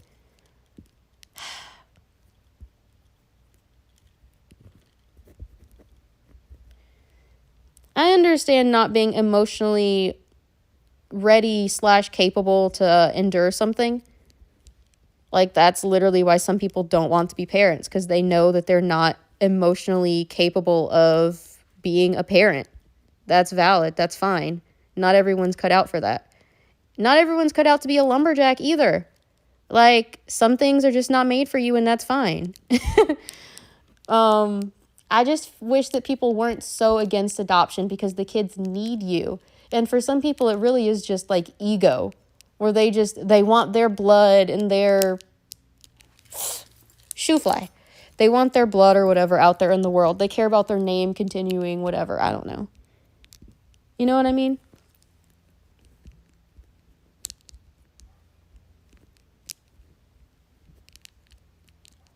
I don't know if adoption is more or less expensive than than in vitro. Jesus Christ. I don't know if it's more or less expensive than in vitro, honestly. Because in vitro gets pretty damn expensive, especially if you have to do multiple rounds. You know what I mean? Like, that's expensive. That's a lot of money, and it might not even work. That's what I mean. Like, people will literally go to extremes just to see their specific bloodline continue. And it's like, there's your child right there with no parents. Potentially cost less depending on how many rounds of IVF you have to do. You know? Although, I do know someone who is adopting, and that is not a clear-cut process in our country. It costs so much. There's so many loopholes. You could literally spend hundreds of thousands of dollars and not even get the baby. Like, I understand that it's hard. But it's also easier to adopt if you foster first. And I don't hear of a lot of people fostering.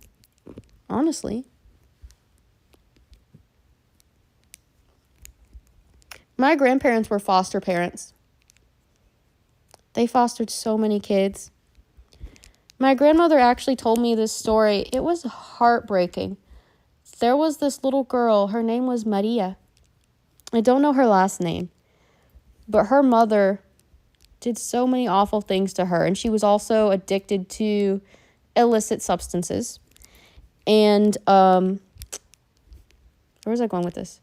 Oh, Maria was taken from her for obvious reasons. You know, she wasn't taking care of her, and my grandparents got her instead. And they did everything for her. You know, they got her health checkups. They bought her new clothes and toys. They treated her right. And then one day her mother came back and she wanted Maria back. She swore that she was really clean this time, that she was going to do better. She was going to do right by her. And she packed up all the new clothes and all the new toys and took Maria away. And they didn't get Maria again, but as far as I know, she did actually go back into foster care. And I think her mother sold all of the things my grandparents had got Maria, and she used it for money to fund her habit, because she wasn't actually better.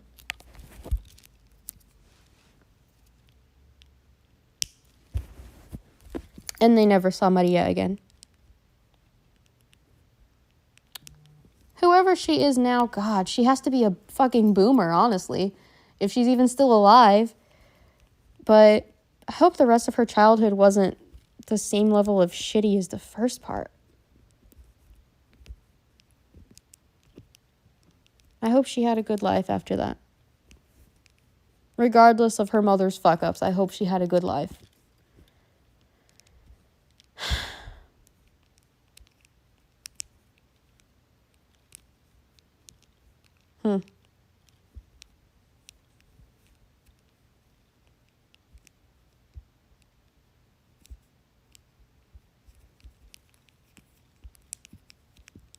I can understand that fostering has an emotional toll, honestly. Especially just see kids go back and then just be disappointed almost immediately because their parents didn't really get better. They're not really doing better. And then they just they screw the kid up more. You know? Because technically parents can work to get their children back, but sometimes that work is just for show, or, you know, it's not enough, or whatever. I just feel bad for poor little Maria. And then they had this little boy that they fostered who was terrified of them. Not really. Honestly, the hand that's under more stress is the one that's holding my phone because it's so fucking heavy and I can't put it down.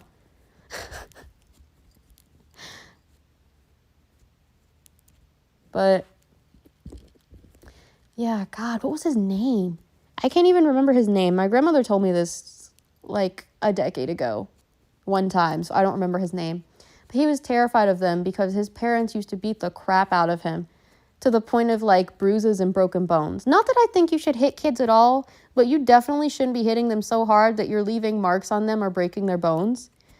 Anyway, he was terrified of them. He was terrified of all adults, and they were so gentle with him. They never raised their voice.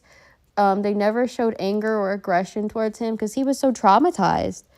And he was still just afraid that they were going to get mad and start wailing on him because that's all his dad did. It was awful. Yeah, well, technically I'm ambidextrous, but yes, I started out left-handed.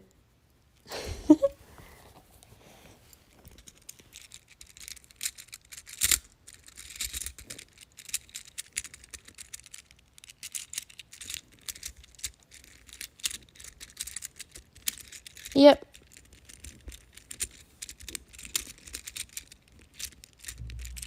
I can text and write and type with, and I'm, of course, mean single type, not properly typing, with both hands. And I do my hair with both hands. I usually, honestly, with writing, it depends on which side I'm leaning on and which is closest to the pen. But my handwriting for both hands is different from the other. It's funny.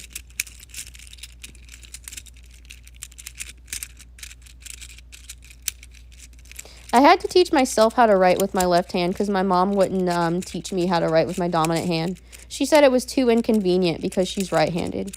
Selfish bitch.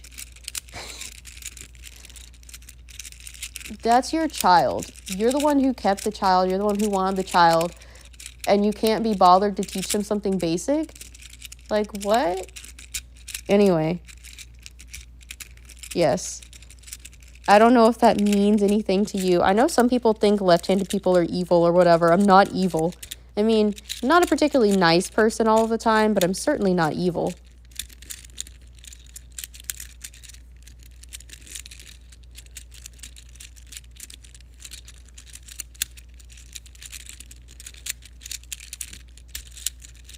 I don't even know how we got on this topic. LMAO. We were supposed to be talking about haunted shit.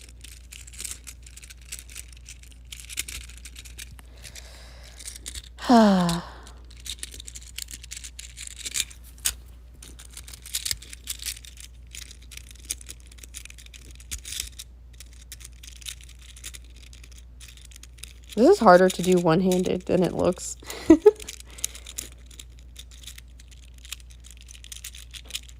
But yes.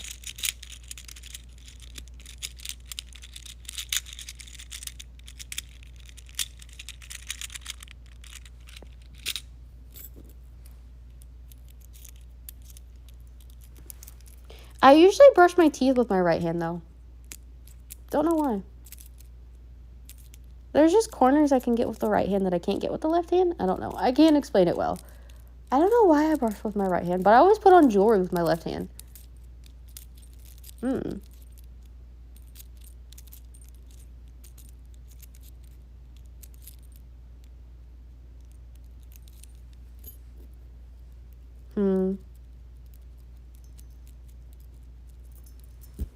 Okay, let's see.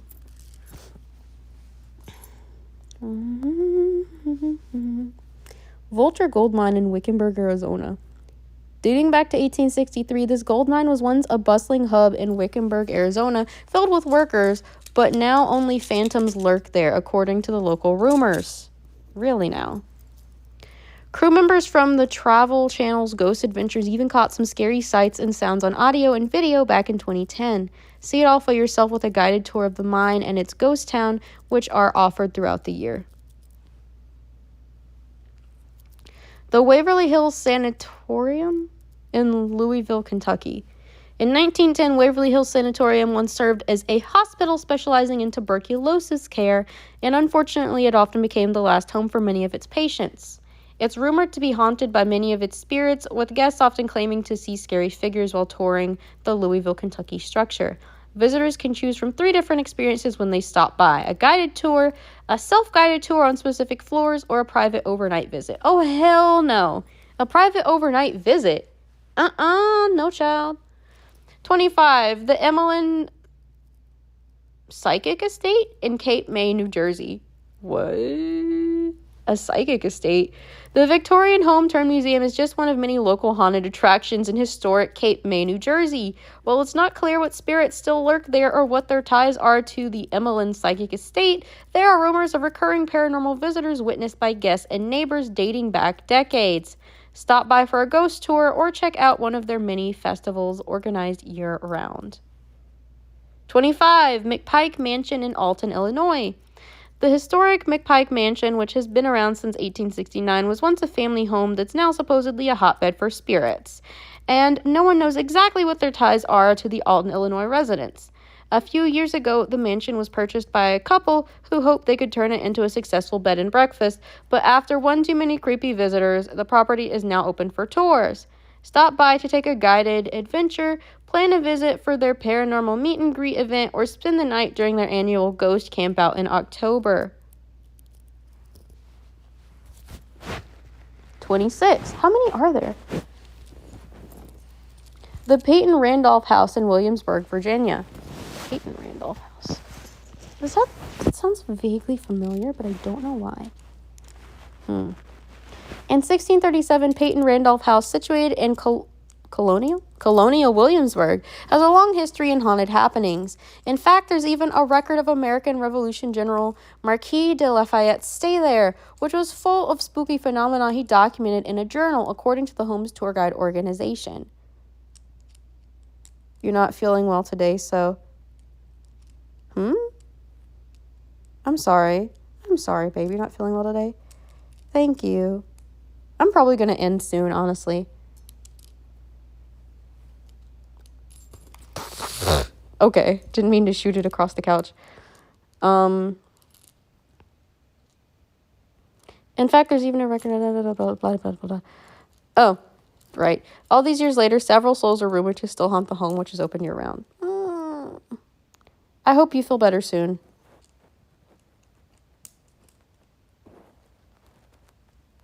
I understand. I'm not holding it against you.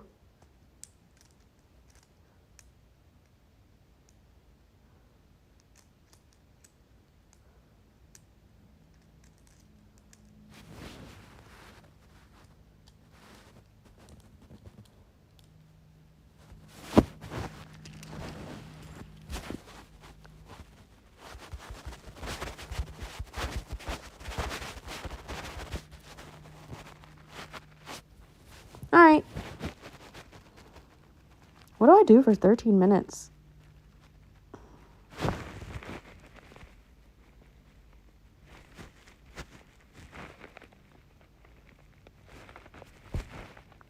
How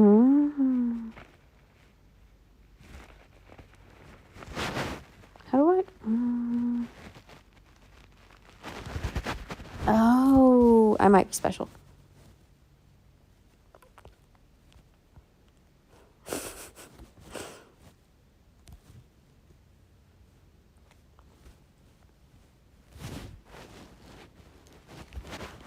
Priscilla Axe Murder.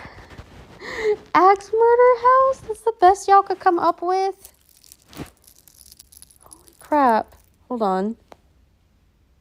Oh, that's the last one. That's a weird number to end on. Why not end on 20 or 25 or 30? Why end on 27? Just see how brave you are by booking an overnight stay at the Viscilla Axe House Murder House in Iowa. The home, which was the site of 8 murders back in 1912, has become known for its strange sightings and creepy noises. Interesting. Okay.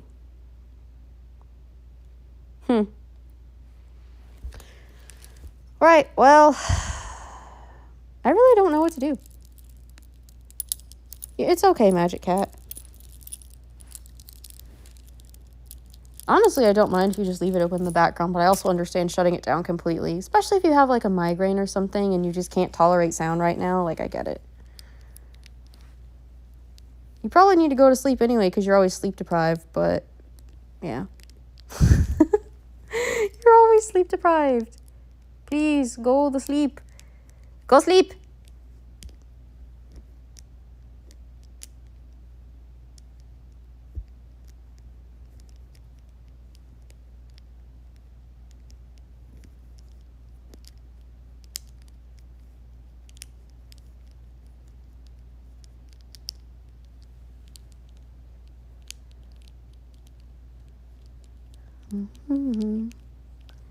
Jesus Christ, I don't know what to do for 10 minutes.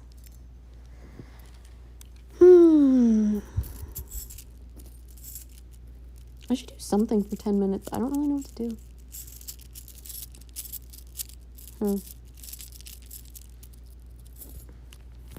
I want to just sit here.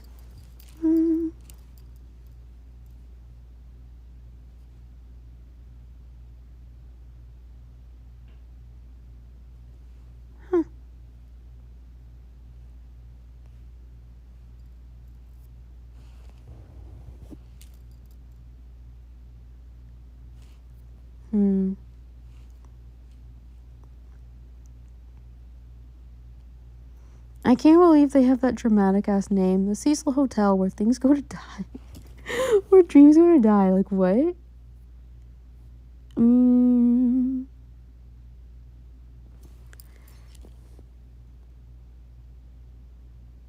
don't have to force yourself to stay. Crap. I need to look up something to talk about. I can't just, like, sit here. Cryptids, maybe? Cryptids. Let's look up cryptids. Cryptids. It just sounds... Let's see. List. No, that's... Is there not, like, a cryptid Wikipedia? Here we go. Cryptids.fandom.com. Finally.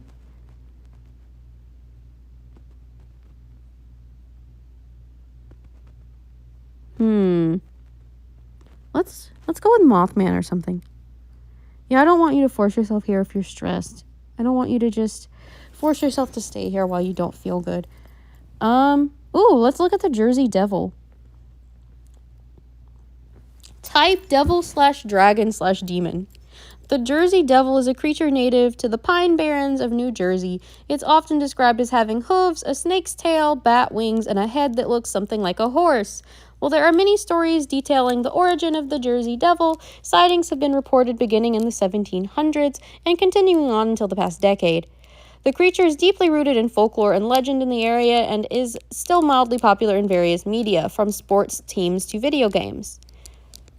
Leeds Devil. The Jersey Devil often glows, and it can breathe... What? It can breathe fire or poison water with its breath, both classic dragon characteristics. The Jersey Devil of folklore is also known as the Leeds Devil. Local residents trace its origins to a woman named Mother Leeds, the mistress of a British soldier who was suspected of being a witch. When she gave birth to her 13th child, she cursed it. The baby was born as a hairy creature and soon took to terrorize the populace and eating children. Nothing to do except look at your bed. I'm sorry. I did take it back to, like, slightly creepy stuff, though.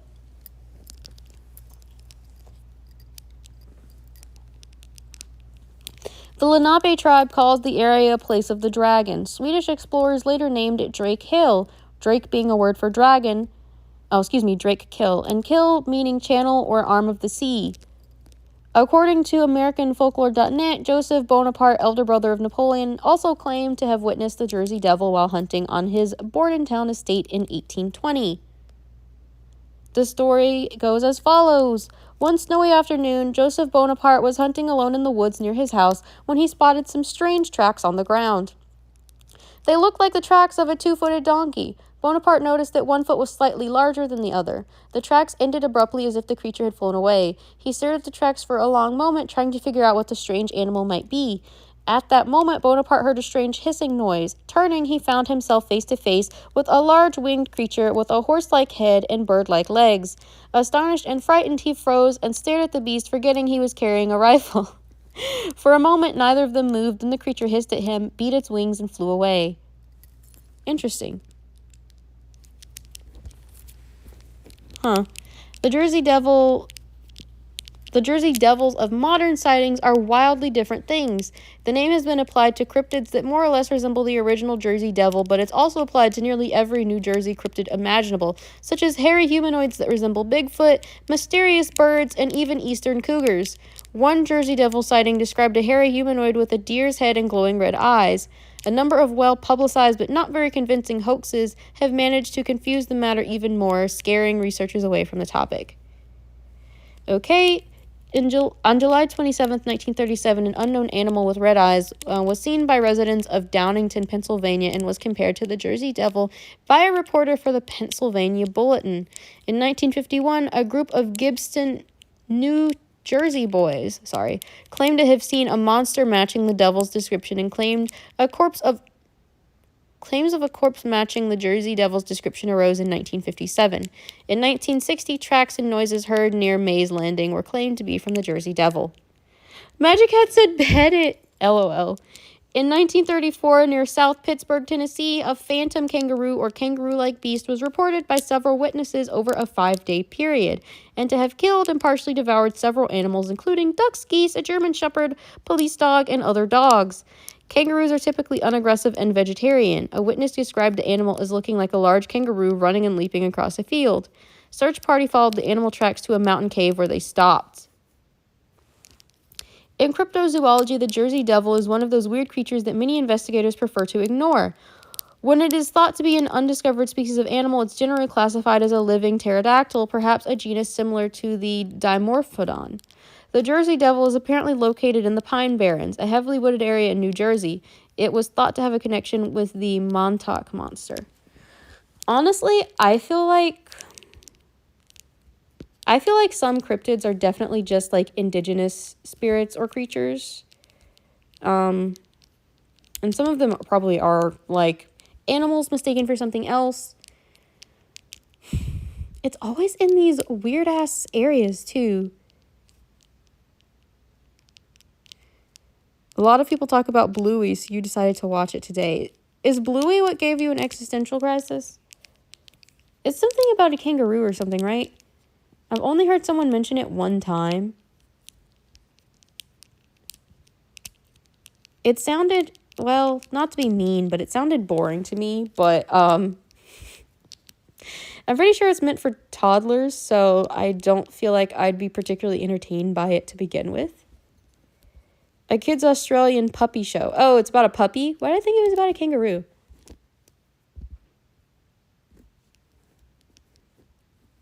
I'm sorry, but that just doesn't feel interesting to me. But you're allowed to like what you like. We're allowed to like different things. You're allowed to be interested in things I'm not, and vice versa. So it's fine. What do you like about Bluey? That's the thing. People think you're not allowed to like different things, but we don't have to be the same person, so. You said the art and colors are amazing. It's interesting how many shows that aren't interesting to people as far as their content will still get people watching them for the art or the music.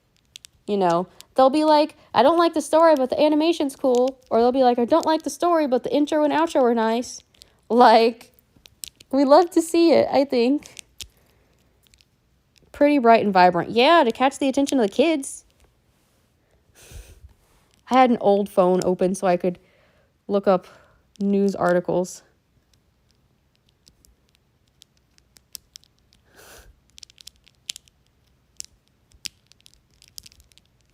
I love that it's literally just open to the cryptid Wikipedia.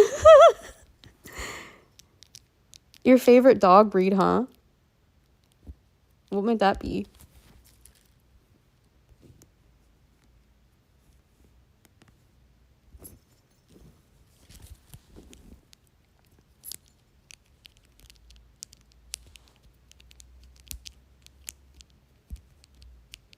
Australian Shepherds. Oh, I was way off. I don't know why I was convinced that he was a kangaroo. I don't know what's wrong with me. That just goes to show you I've never seen it. I told you I've never seen it, and now you have proof. You have evidence. I told you I've never seen it. I don't even know what he looks like. I just somehow had it in my head that he was a fucking kangaroo. Honestly, I didn't even know for sure if Bluey was male or female or non-binary or something. Like, I was just, I don't know. I've literally only seen someone talk about it on Tumblr once. I literally have zero knowledge of it. Besides the fact that it's an Australian children's show and Bluey is the name. That's it. Female. Oh, okay. See, I don't know. I told you I didn't know. I don't know this shit. I don't watch kids shows. When I watch animated stuff, it's generally anime, or when it's not, it's something that's very much not child-friendly, like Rick and Morty. Like, I don't know. It's just not entertaining to me. People are allowed to like what they like, though. If you want to watch it, go ahead. I mean, it's kind of like how some people love watching crime dramas and some people prefer to watch the Great British Bake Off or what the fuck ever. Like, you're allowed to like different things. Just saying. You are allowed to like different things. We don't have to like the same things. I feel like sometimes people's feelings get hurt because we don't like the exact same shit. And I'm like, dude, we're two different people. We don't have to like each other's shit. As long as someone's not denigrating what you like, it doesn't matter. Because there's a difference between someone saying, like, oh, I just don't find it interesting, to them, like, talking about how they hate this, that, and the third about it. You know, like, to each their own. You know? You said sometimes you enjoy innocent stuff, not adult stuff all the time. That's fair.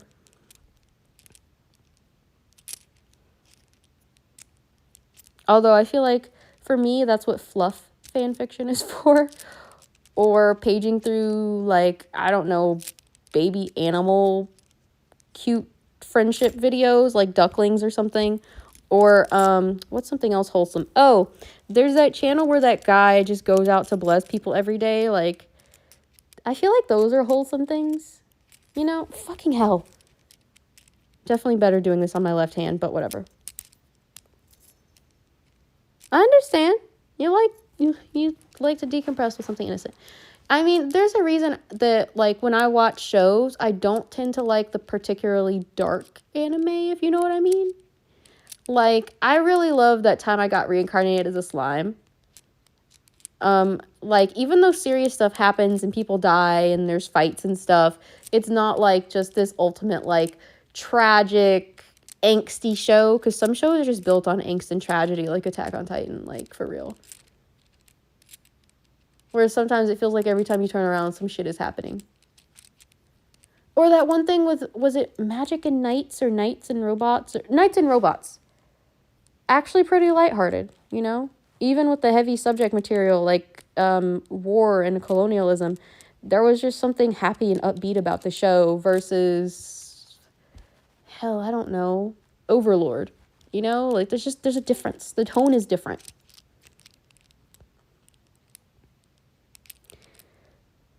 Fluffy is a little bit not interesting to you. You like that not safe for church stuff.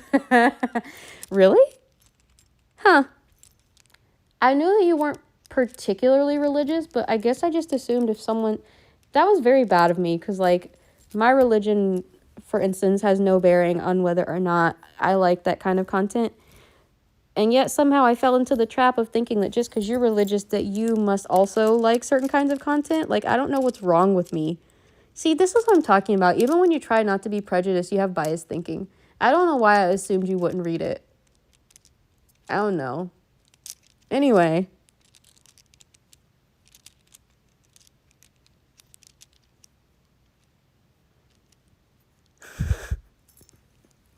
So do you read fan fiction then?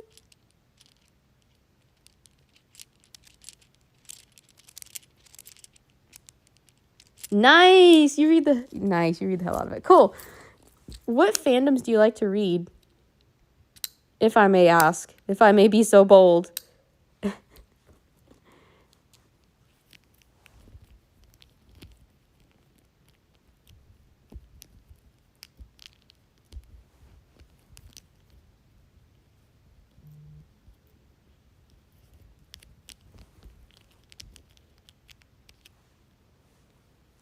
What? Did I put you on the spot? My bad. If you don't want to answer in public, you can always message me later. It's not like I'm going to share it. I'm not one of those messy bitches. If someone feels safe enough to tell me something, it stays between me and them, unless I feel like it's something I have to, like, report, which has never happened. Ever. Like, it's not like I've ever had someone confess a murder or something. It's always like, oh, yeah, actually, in real life, I'm short, or not funny, or disabled, or something. It's never something horrifying, like, you know what I mean? But I know some people find certain things embarrassing. Like, some people, for instance, are like really into, I don't know, BTS, but they're embarrassed about it, so they don't talk about it in public or whatever. Like, that's valid. I don't think it's embarrassing personally, but if you're embarrassed and you can like privately message me, it's fine. I'm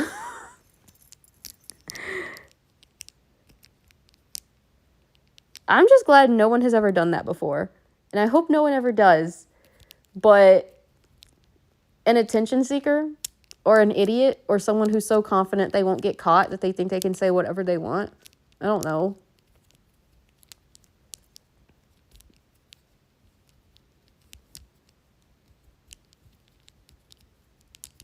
But yeah, what fandoms do you like?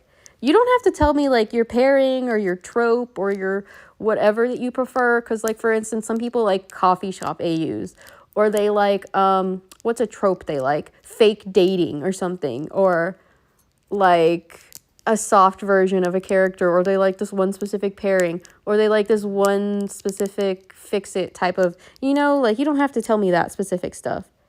But what fandom do you like? Like, do you like, for instance, DC or Marvel or My Hero Academia or, I don't know, Harry Potter? Because fanfiction doesn't give any money to J.K. Rowling. Rowling? However the fuck you say her name. She don't get no money from that. So you can happily write fanfiction where everyone's gay and trans, and it literally doesn't give anything to her. And she can die mad about it. As long as the story has some kind of monster. Does that mean you would be really into that time I got reincarnated as a slime, since like everyone in Rimuru's camp? Everyone in Rimuru's camp? Because I'm talking about everyone who's like on his side when I say that. But like everyone in his village/country is a monster. And all of the main characters are monsters. Like, I don't know how many fan fictions I've seen of people writing about Benimaru or Soe. So, just saying. Because there's monsters there. Or if you're really into villains, there's no shame in that. Like, some people really like writing a Dobby fanfiction or reading Dobby fanfiction. Like, good for them, honestly. Oh, I forgot you like Dobby. Oh, my God. I bet you read stuff about Dobby. That was you, wasn't it? I feel like that was you. Was that you? I think that was you. Who said that you liked his character? Don't be embarrassed. I like his character too. It's fine. Don't be embarrassed. Don't be embarrassed. Yeah, exactly. All right. See, I know. I had it.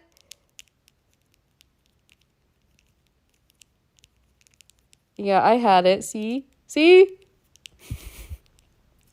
My leg's falling asleep and I don't know how. Oh, Lord. Have mercy. Hold on. Oh. Gotta stretch my leg out. Okay. Ow. That's better.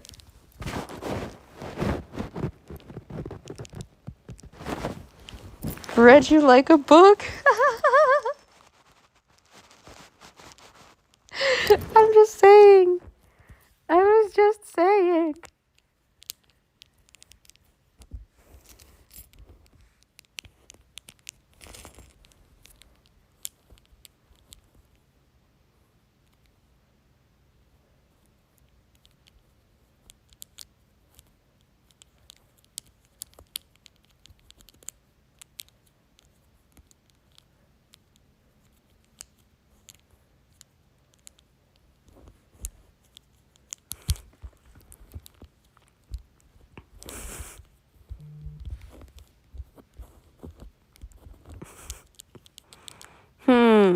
I'm trying to think of...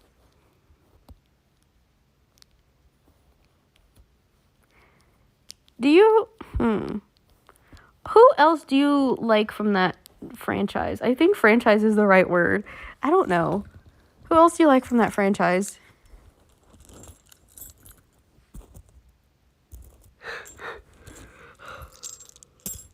Excuse me.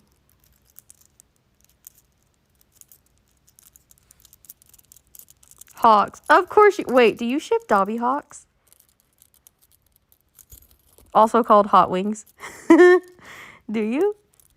It's okay if you don't. I was just asking since you like both of them. What?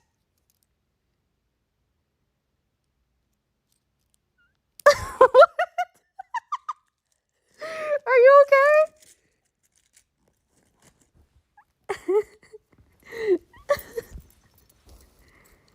Stop reading you. A lot of people who like both of them also like them together. I'm just saying.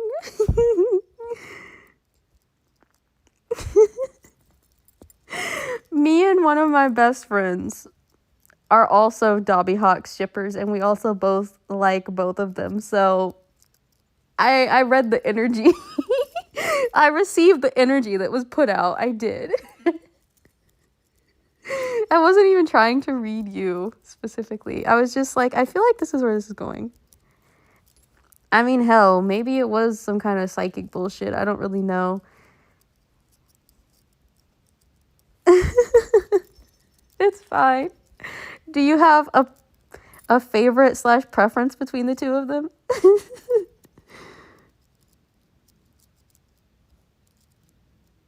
Hawks is just so pretty. And his wings look so soft and pretty. I don't know what's wrong with me. I know. And those little markings on his face. His hair looks soft too. It's like I just want to touch his hair or his wings. Also, I don't know if it would hurt for someone to lay on them, but I bet they'd be really nice to nap on.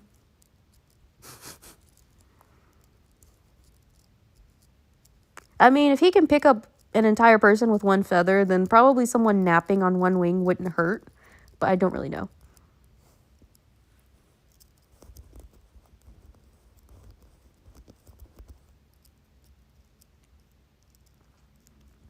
I don't know if you mean you, me, or both of us. I don't like heights. It's not the high place itself that gets me. It's the fear of falling from that place. So I guess it's more of a fear of falling than a fear of heights, or at least a fear of falling from a high place rather than just being up high. Like, if I know I'm safe, then I'm fine. You mean you? Oh, yeah. Me too, fam. Me too.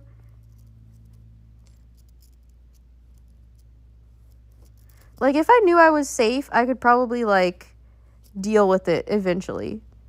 But just the thought of falling. But I feel like, you know, it's Hawks. Hawks is there. He would catch you. It'd be fine. He'd send all of his feathers out, or maybe not all of them, depending on how high up y'all were. He'd send his feathers out to catch you. Either that or he would just fly really fast to catch you. Like, it would be fine. Even if you didn't have any kind of, like, safety harness or something to, like, stay on his back or stay strapped to his chest or something, he would catch you. So it would be fine. But if I was just standing at the top of the Empire State Building with no railing, no harness, no bungee cable, nothing, I would be scared as fuck. I mean, I'd be scared with the bungee cable too, because those shits can snap. But, just standing there unprotected, that's terrifying. But Hawks, knowing he's there holding you or able to swoop down and save you or send his feathers, that's a little different, you know?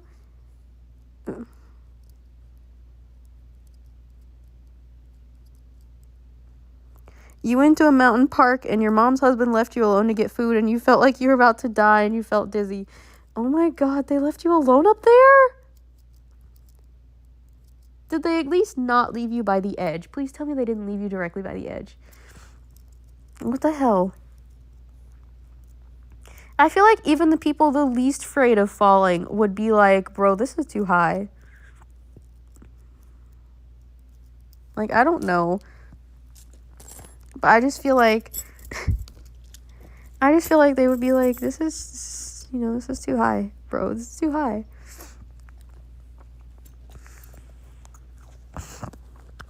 Oh no, I'm having a sinus issue, my bad.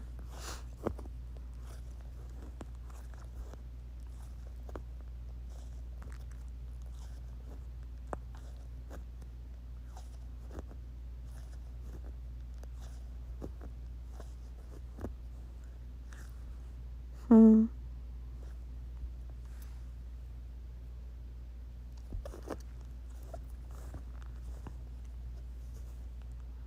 You said the panic in your hand sweating. You eventually said, fuck it, if I die, I die. That was probably the only way you survived that, to be honest.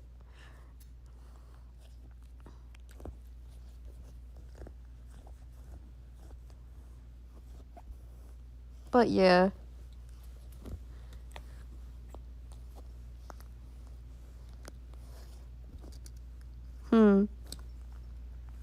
So who is your least favorite character from My Hero?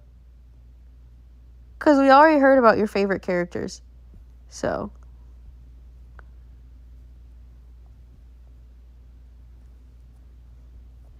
You're like,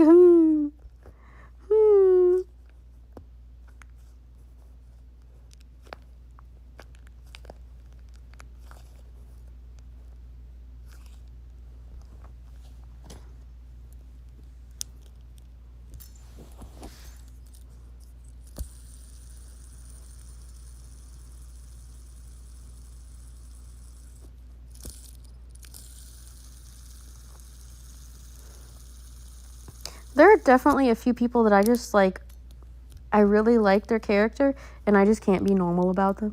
Like, I just can't be normal about them at all. Like, it definitely gives very, like, special interest vibes. Like, special interest, like, hyper focus, just, like, obsession. Like, I just can't be normal about it. Or I guess it is my normal, technically, if I'm neurodivergent, but you know what I mean. My friend is the same way. She's like, I can't be normal about this person. Can't be normal about this character. I'm like, fair. I don't think I know how to be normal about Dobby, for instance.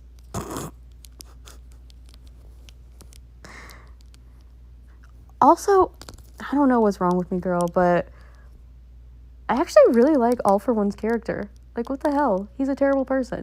And yet...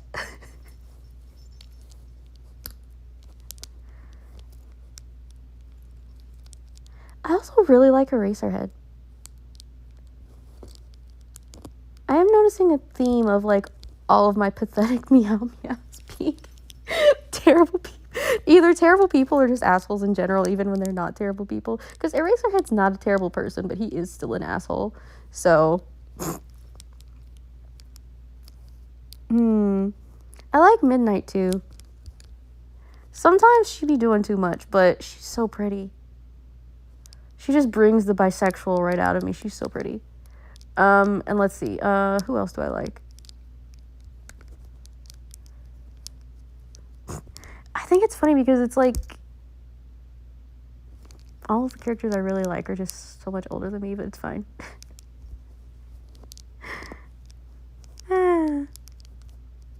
Well, technically they're not that much older. It's like... not quite a decade. It's not that old. They're not that much older than me. It's fine.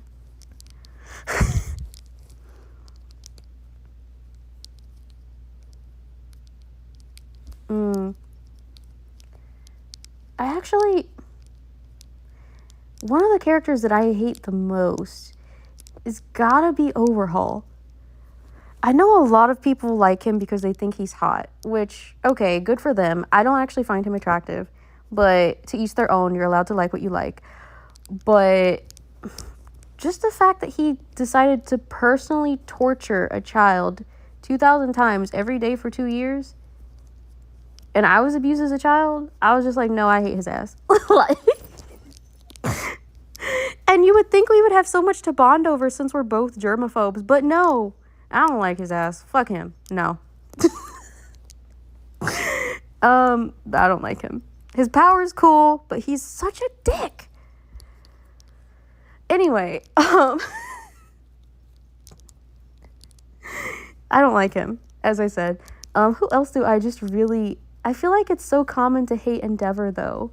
I feel like you don't even need to like Dobby to hate Endeavor. You could literally hate both of them and it would be fine. But Endeavor, there's so much shit he does that reminds me of my own shitty parents that I'm just like, I hate his ass too. Like, full offense. I don't understand how they have simps. But to each their own. Everyone likes what they like. I mean, I have fucking fondness for All For One for no fucking reason. Like, I can't be normal about him. For some reason, I like him, even though he's also a dick. But I actually hate Endeavor more than him. I hate Endeavor specifically because, like I said, I hate him specifically because he reminds me of both my parents. So, fuck Endeavor. Hashtag team fuck Endeavor. And that's valid. You don't have to like him. I love that you actually shared that. Good.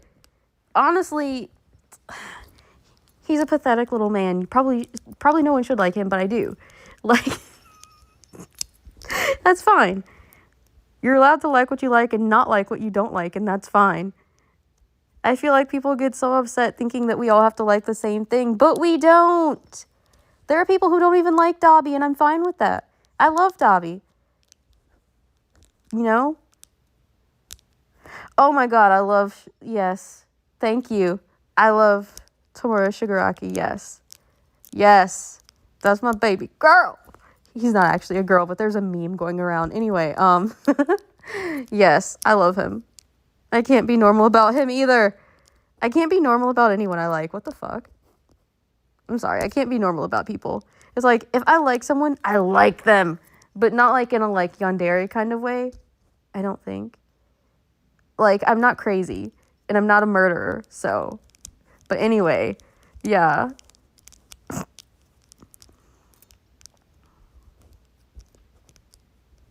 I really like Present Mike, too. But mostly just because he just seems like he's precious and wholesome. I don't know how to explain it. He's so precious and wholesome. Also, yes, Shigaraki does give cute vibes, like he needs attention. He needs a friend! Friendo! He needs hugs and cuddles. And for someone to take him as far the fuck away from All For One as possible. Absolutely, yes. And you can absolutely like characters that have conflicting interests, because if you couldn't, then I wouldn't be able to like both Dobby and Hawks. Just saying. You can, in fact, like people with conflicting interests. You can like them for different reasons. It's fine. But yes, Shigaraki is cute. He's precious. Crap, I'm gonna have to get off soon and cook. Oh well, I probably still have 8 minutes. I think I want to get off at 2:30 exactly. I feel like so much of the league just needs hugs and cuddles, even Mr. Compress. Did I mention Mr. Compress is cool as fuck? I can't say he's one of my favorites, but I do like him. And then I feel like Spinner should be protected at all costs. He's such a dork. I love it.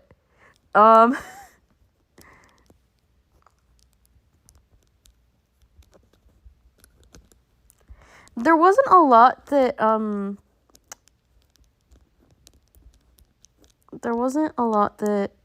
is it Magna or Magne?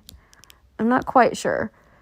But, there wasn't a lot that she did to make me go, oh my god, I love that bitch. But, you know, trans solidarity. I'm non-binary. She's a trans woman. You know, we got that solidarity going. What happened to her was not fair. Who else I like? I don't just like villains. I like heroes, too. You hated Todoroki's dad because he made you feel like your stepdad makes you feel... See, this is what I mean. All of the abused kids fucking hate Endeavor. All of us hate Endeavor. Or at least all of us with, like, toxic or, like, aggressive family members, even if they weren't directly abusive. All of us fucking hate Endeavor. Like, there's a reason. Why? I feel like this would be an instance where you could use triggered in the correct psychological context instead of people making memes about it. Because it's like, yes, exactly. He does trigger all those nasty, negative emotions because he just has fucking child abuser vibes. Like, hello? Like, he abused his entire family. Training someone until they're sick is abuse. Hitting your wife is abuse. Neglecting your daughter is abuse. Like, Just because they were all abused in different ways don't mean they weren't all abused. Just saying. I don't like his ass either. Literally anyone who has toxic, abusive, or like unnecessarily aggressive family members is just like, I don't like your ass. Every time they look at Endeavor. Yeah. He's annoying and then tells us it's all for us. You don't know how much I get annoyed. Literally, I'm just saying that those vibes, that solidarity, like it's the same. I actually really like Nezu. Nezu? Probably not pronouncing it right. The principal. I always want to say the headmaster, but the principal. I always jokingly say he's a chimera. Like, everyone's always like, oh, he's a mouse or a dog. I've seen people call him a stoat, but I'm just like, I feel like he's some kind of chimeric creature. Whether that's through experimentation or nature, I don't know. I just feel like he's not one specific creature. Or if he is, I would accept stoat over mouse or dog. Just saying.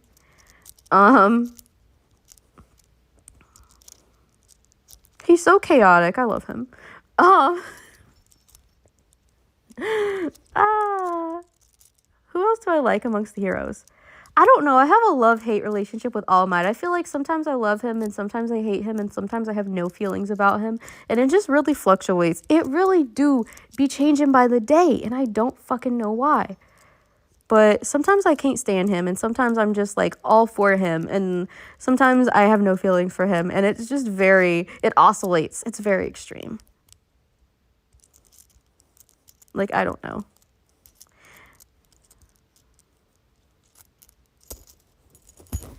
Like, I don't know, fam.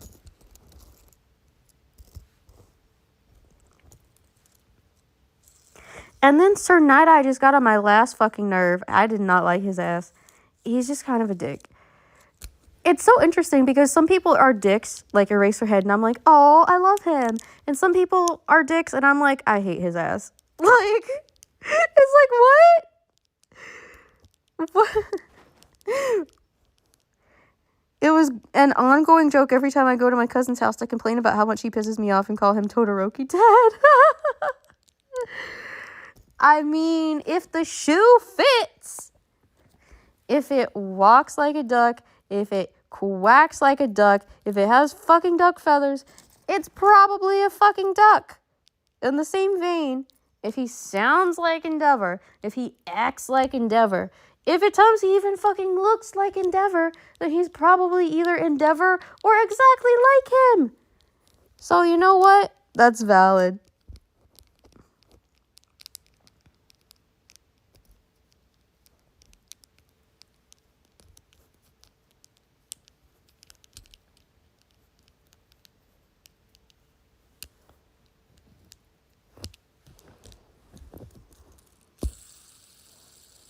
I'm trying to think of who else.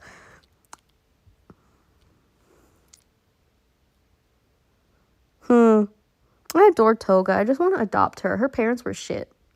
It's like, I'm probably one of the last people that should be a parent because I feel like I'm not, like, emotionally ready. I don't know. I just feel like I would fuck it up somehow. Not through, like, abuse or anything. I just feel like I would screw it up somehow.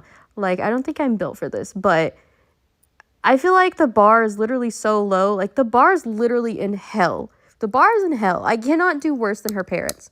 So I feel like between me and her parents, I'm definitely the better alternative. And custody should be remanded to me.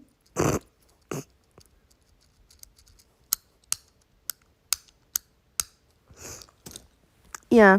I adore her, but platonically. It's like, oh, damn, I want to adopt you. Your entire family is shit. Your family ain't shit. Come here. I want to adopt Aerie, too.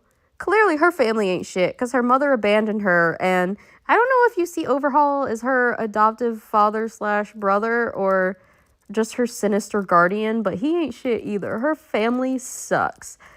Her dad doesn't count because he died and it was an accident. But her mama ain't shit. Overhaul ain't shit. Her grandpa ain't shit because he was the one dumb enough to put her with Overhaul. Her entire family ain't shit, so I gotta adopt her too now. Like, everybody's family ain't shit. We just adopting everybody.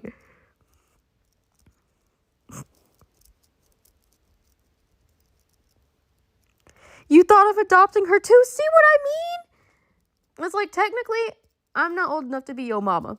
Technically, this is more of a sibling relationship. But somebody needs to adopt you. Because her family wasn't shit. Oh my God.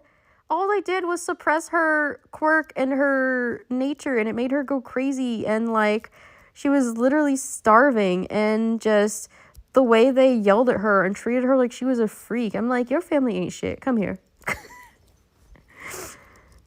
She is adorable. She's precious. And so is Aerie. And they'd be awesome sisters. Well, technically, Aerie's young enough that she could be my daughter. I would have been... Would it have made me a teen mom? It technically would have made me a teen mom. But you know what? I'd be okay with that. Because her mama wasn't shit and she needs somebody else. Her mama and her grandpappy wasn't shit. Overhaul wasn't shit. And then, like I said, Toga's family also wasn't shit. So, obviously, they both need to be adopted by someone who's at least... the bare minimum, one more crumb of responsibility more responsible. And I think I fulfill that role. Am I the most responsible person in the world? No. Am I the best suited person in the world? No. Am I even the most stable person in the world? Hell no. We all fucked up, especially after the plague that done went through and gave everybody the depression. But I would do a hell of a lot better than their actual families. So fuck that. They're both getting adopted. And it's finalized. You can share custody. You can share custody. Your kids / siblings too. I can't even think of who else needs to be adopted. Oh, Todoroki's around the same age. We should probably adopt him too, just to spite Endeavor. You said hashtag give Toga everything. Yes! Give her everything. We're going to adopt her and Aerie, and we're going to steal Shoto from Endeavor, and we're just going to adopt them. And we're going to be better fucking parents. We are. Because their parents ain't shit. And we're going to do better than them, and we're going to be better than them. Are we perhaps the best suited for this job? No. Will we do better anyway? Absolutely.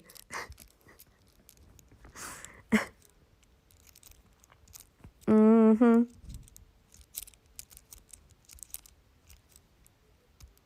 Oh, my husband's home. I can literally hear him singing before he comes in. He's singing. I love him.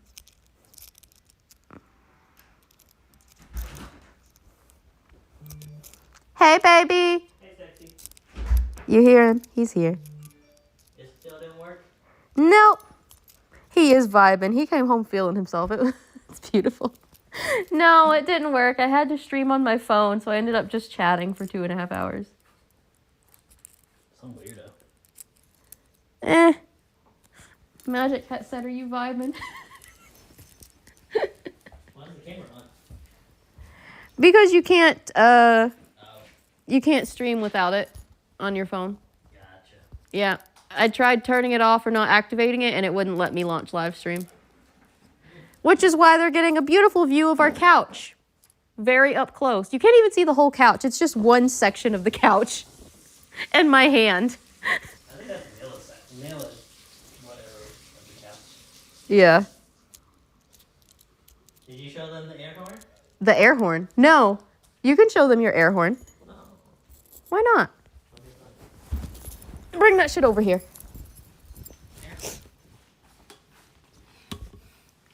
Air horn. Air horn. He's very proud of his air horn. I like it. Magic Cat said, tell your wife to give me the skeleton lizard.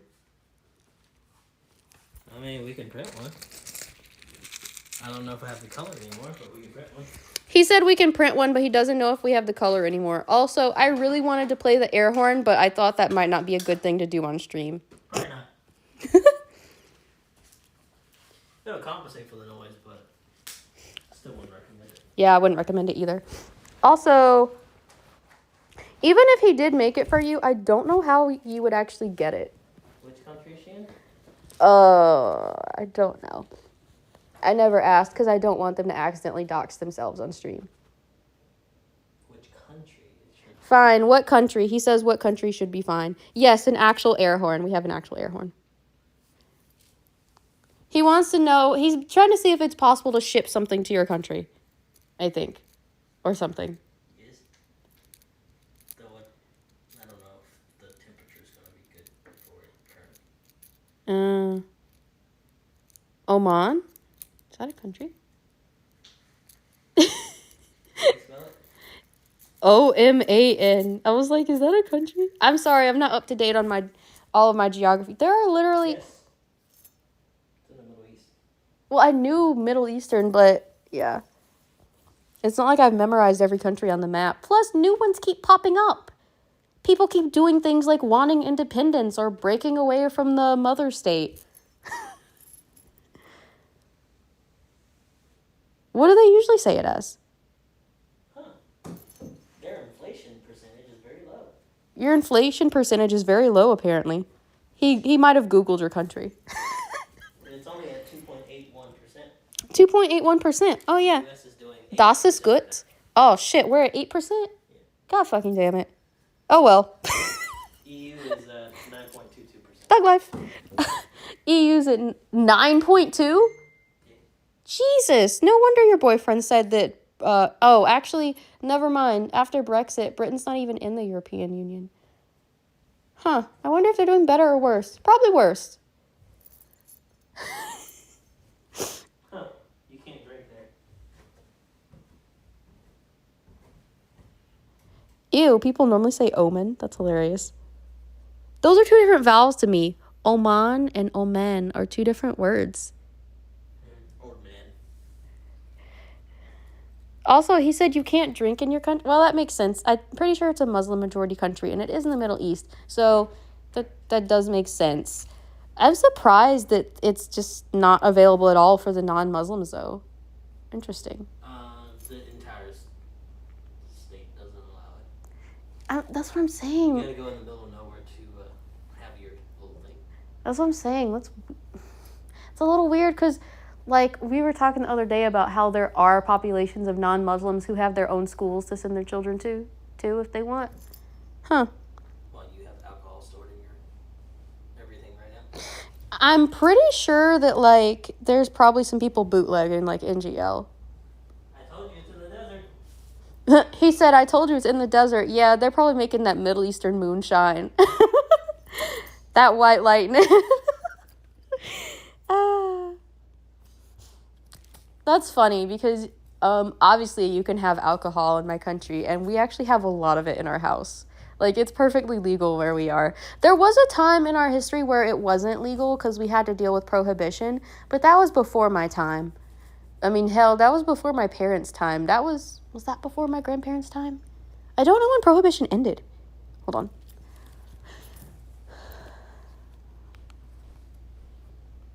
Hold on. Not me Googling it.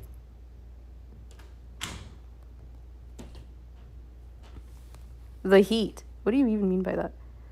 Let me Google.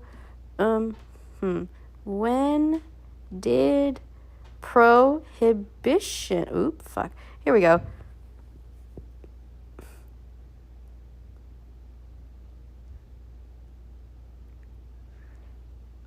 On December 5th, 1933, 3 states voted to repeal prohibition. Oh, so it would have been...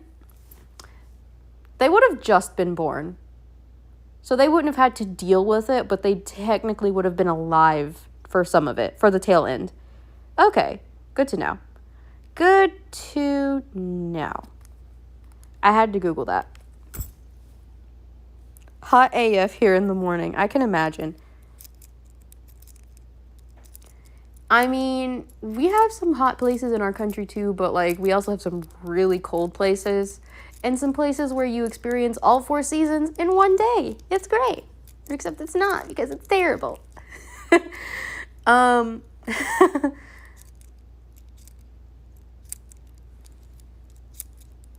Yeah.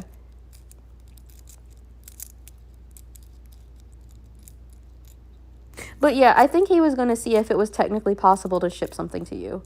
But it may not be possible. Like, depending on the relation our country has with your country, either we can't ship at all, or we can ship, but the price is terrible. So, because if, for instance, it costs like $50 to ship or something, then there would just be no way we could afford it. Well, we could, but that's a lot to pay for shipping. Especially when you're not even making money off of the object.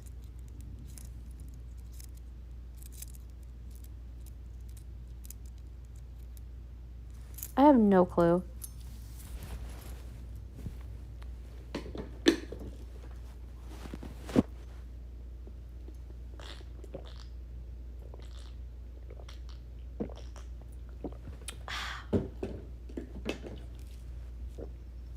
Drinking some water. I gotta go soon because I gotta cook. And I gotta put this back on the mantle where we have our kind of impromptu ancestor altar. Because technically that belongs to them. But yeah, we'll see. If it's technically possible, then we'll definitely think about it. But if it's not for whatever reason, then, you know, it'll be a fond idea that we couldn't carry out if for some reason we can't.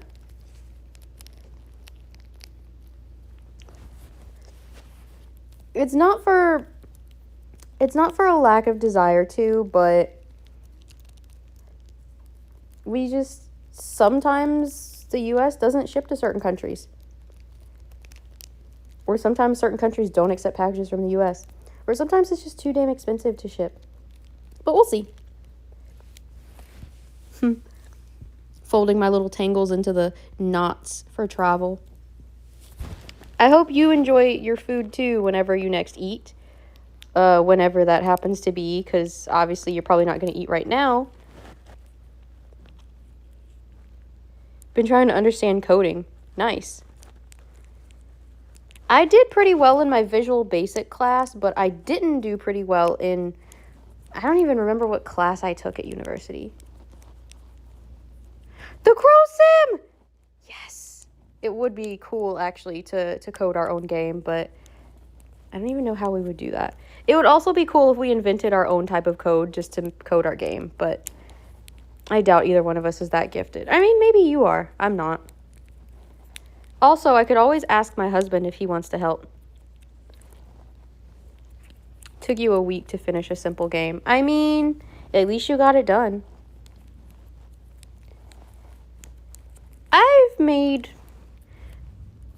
I've made a simple game before, but it was kind of janky. I'm not gonna lie. It was very basic, and it didn't really have... It was more of a story game instead of like a game.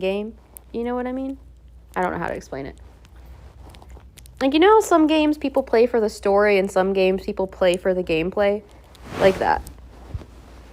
Yeah, I had to make mine for class too.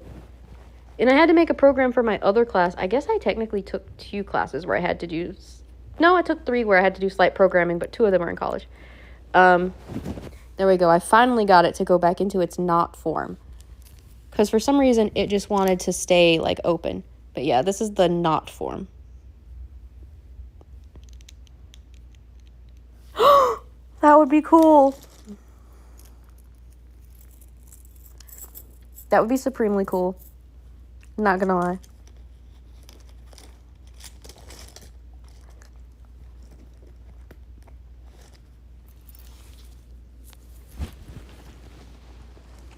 I may have to start trying to learn code again so that I can help you.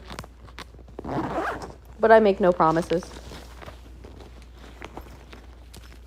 And of course, I can always ask my husband for help. And one of my friends is in tech, but I think he does security or something. And I don't think that necessarily translates over to programming a game or an app or software. We'll see.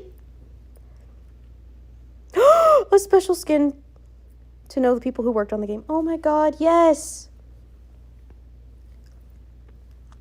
Whether that's animation or music or programming, yes, that would be so cool.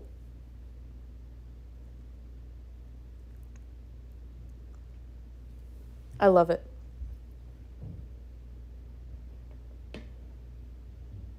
Wait, what are we adding to the list? Just to be clear, what am I adding?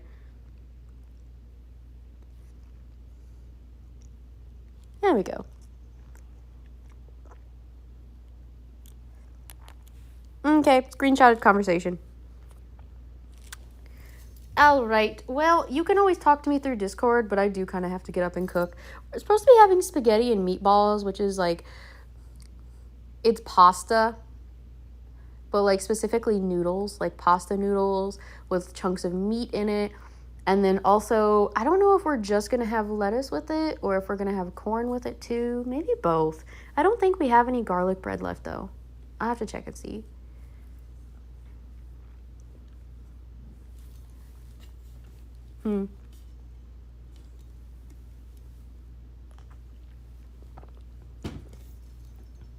If we ever actually really do this, I hope we can meet someday.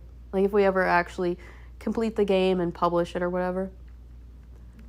Because it'd be nice to meet the other people who worked on it. But yep, I will try to be back tomorrow. Lord help us if it doesn't work tomorrow. But the days that it's really important for it to work, of course, are Thursdays, Fridays, and Saturdays. So if it doesn't resolve itself by Thursday, I don't know what the fuck we're going to do. Like, I might have to pull up Wordle or something. I don't even know. But yeah, I'll be back. If not tomorrow, then Thursday, Friday, and Saturday, barring more technical difficulties, because this was a lot.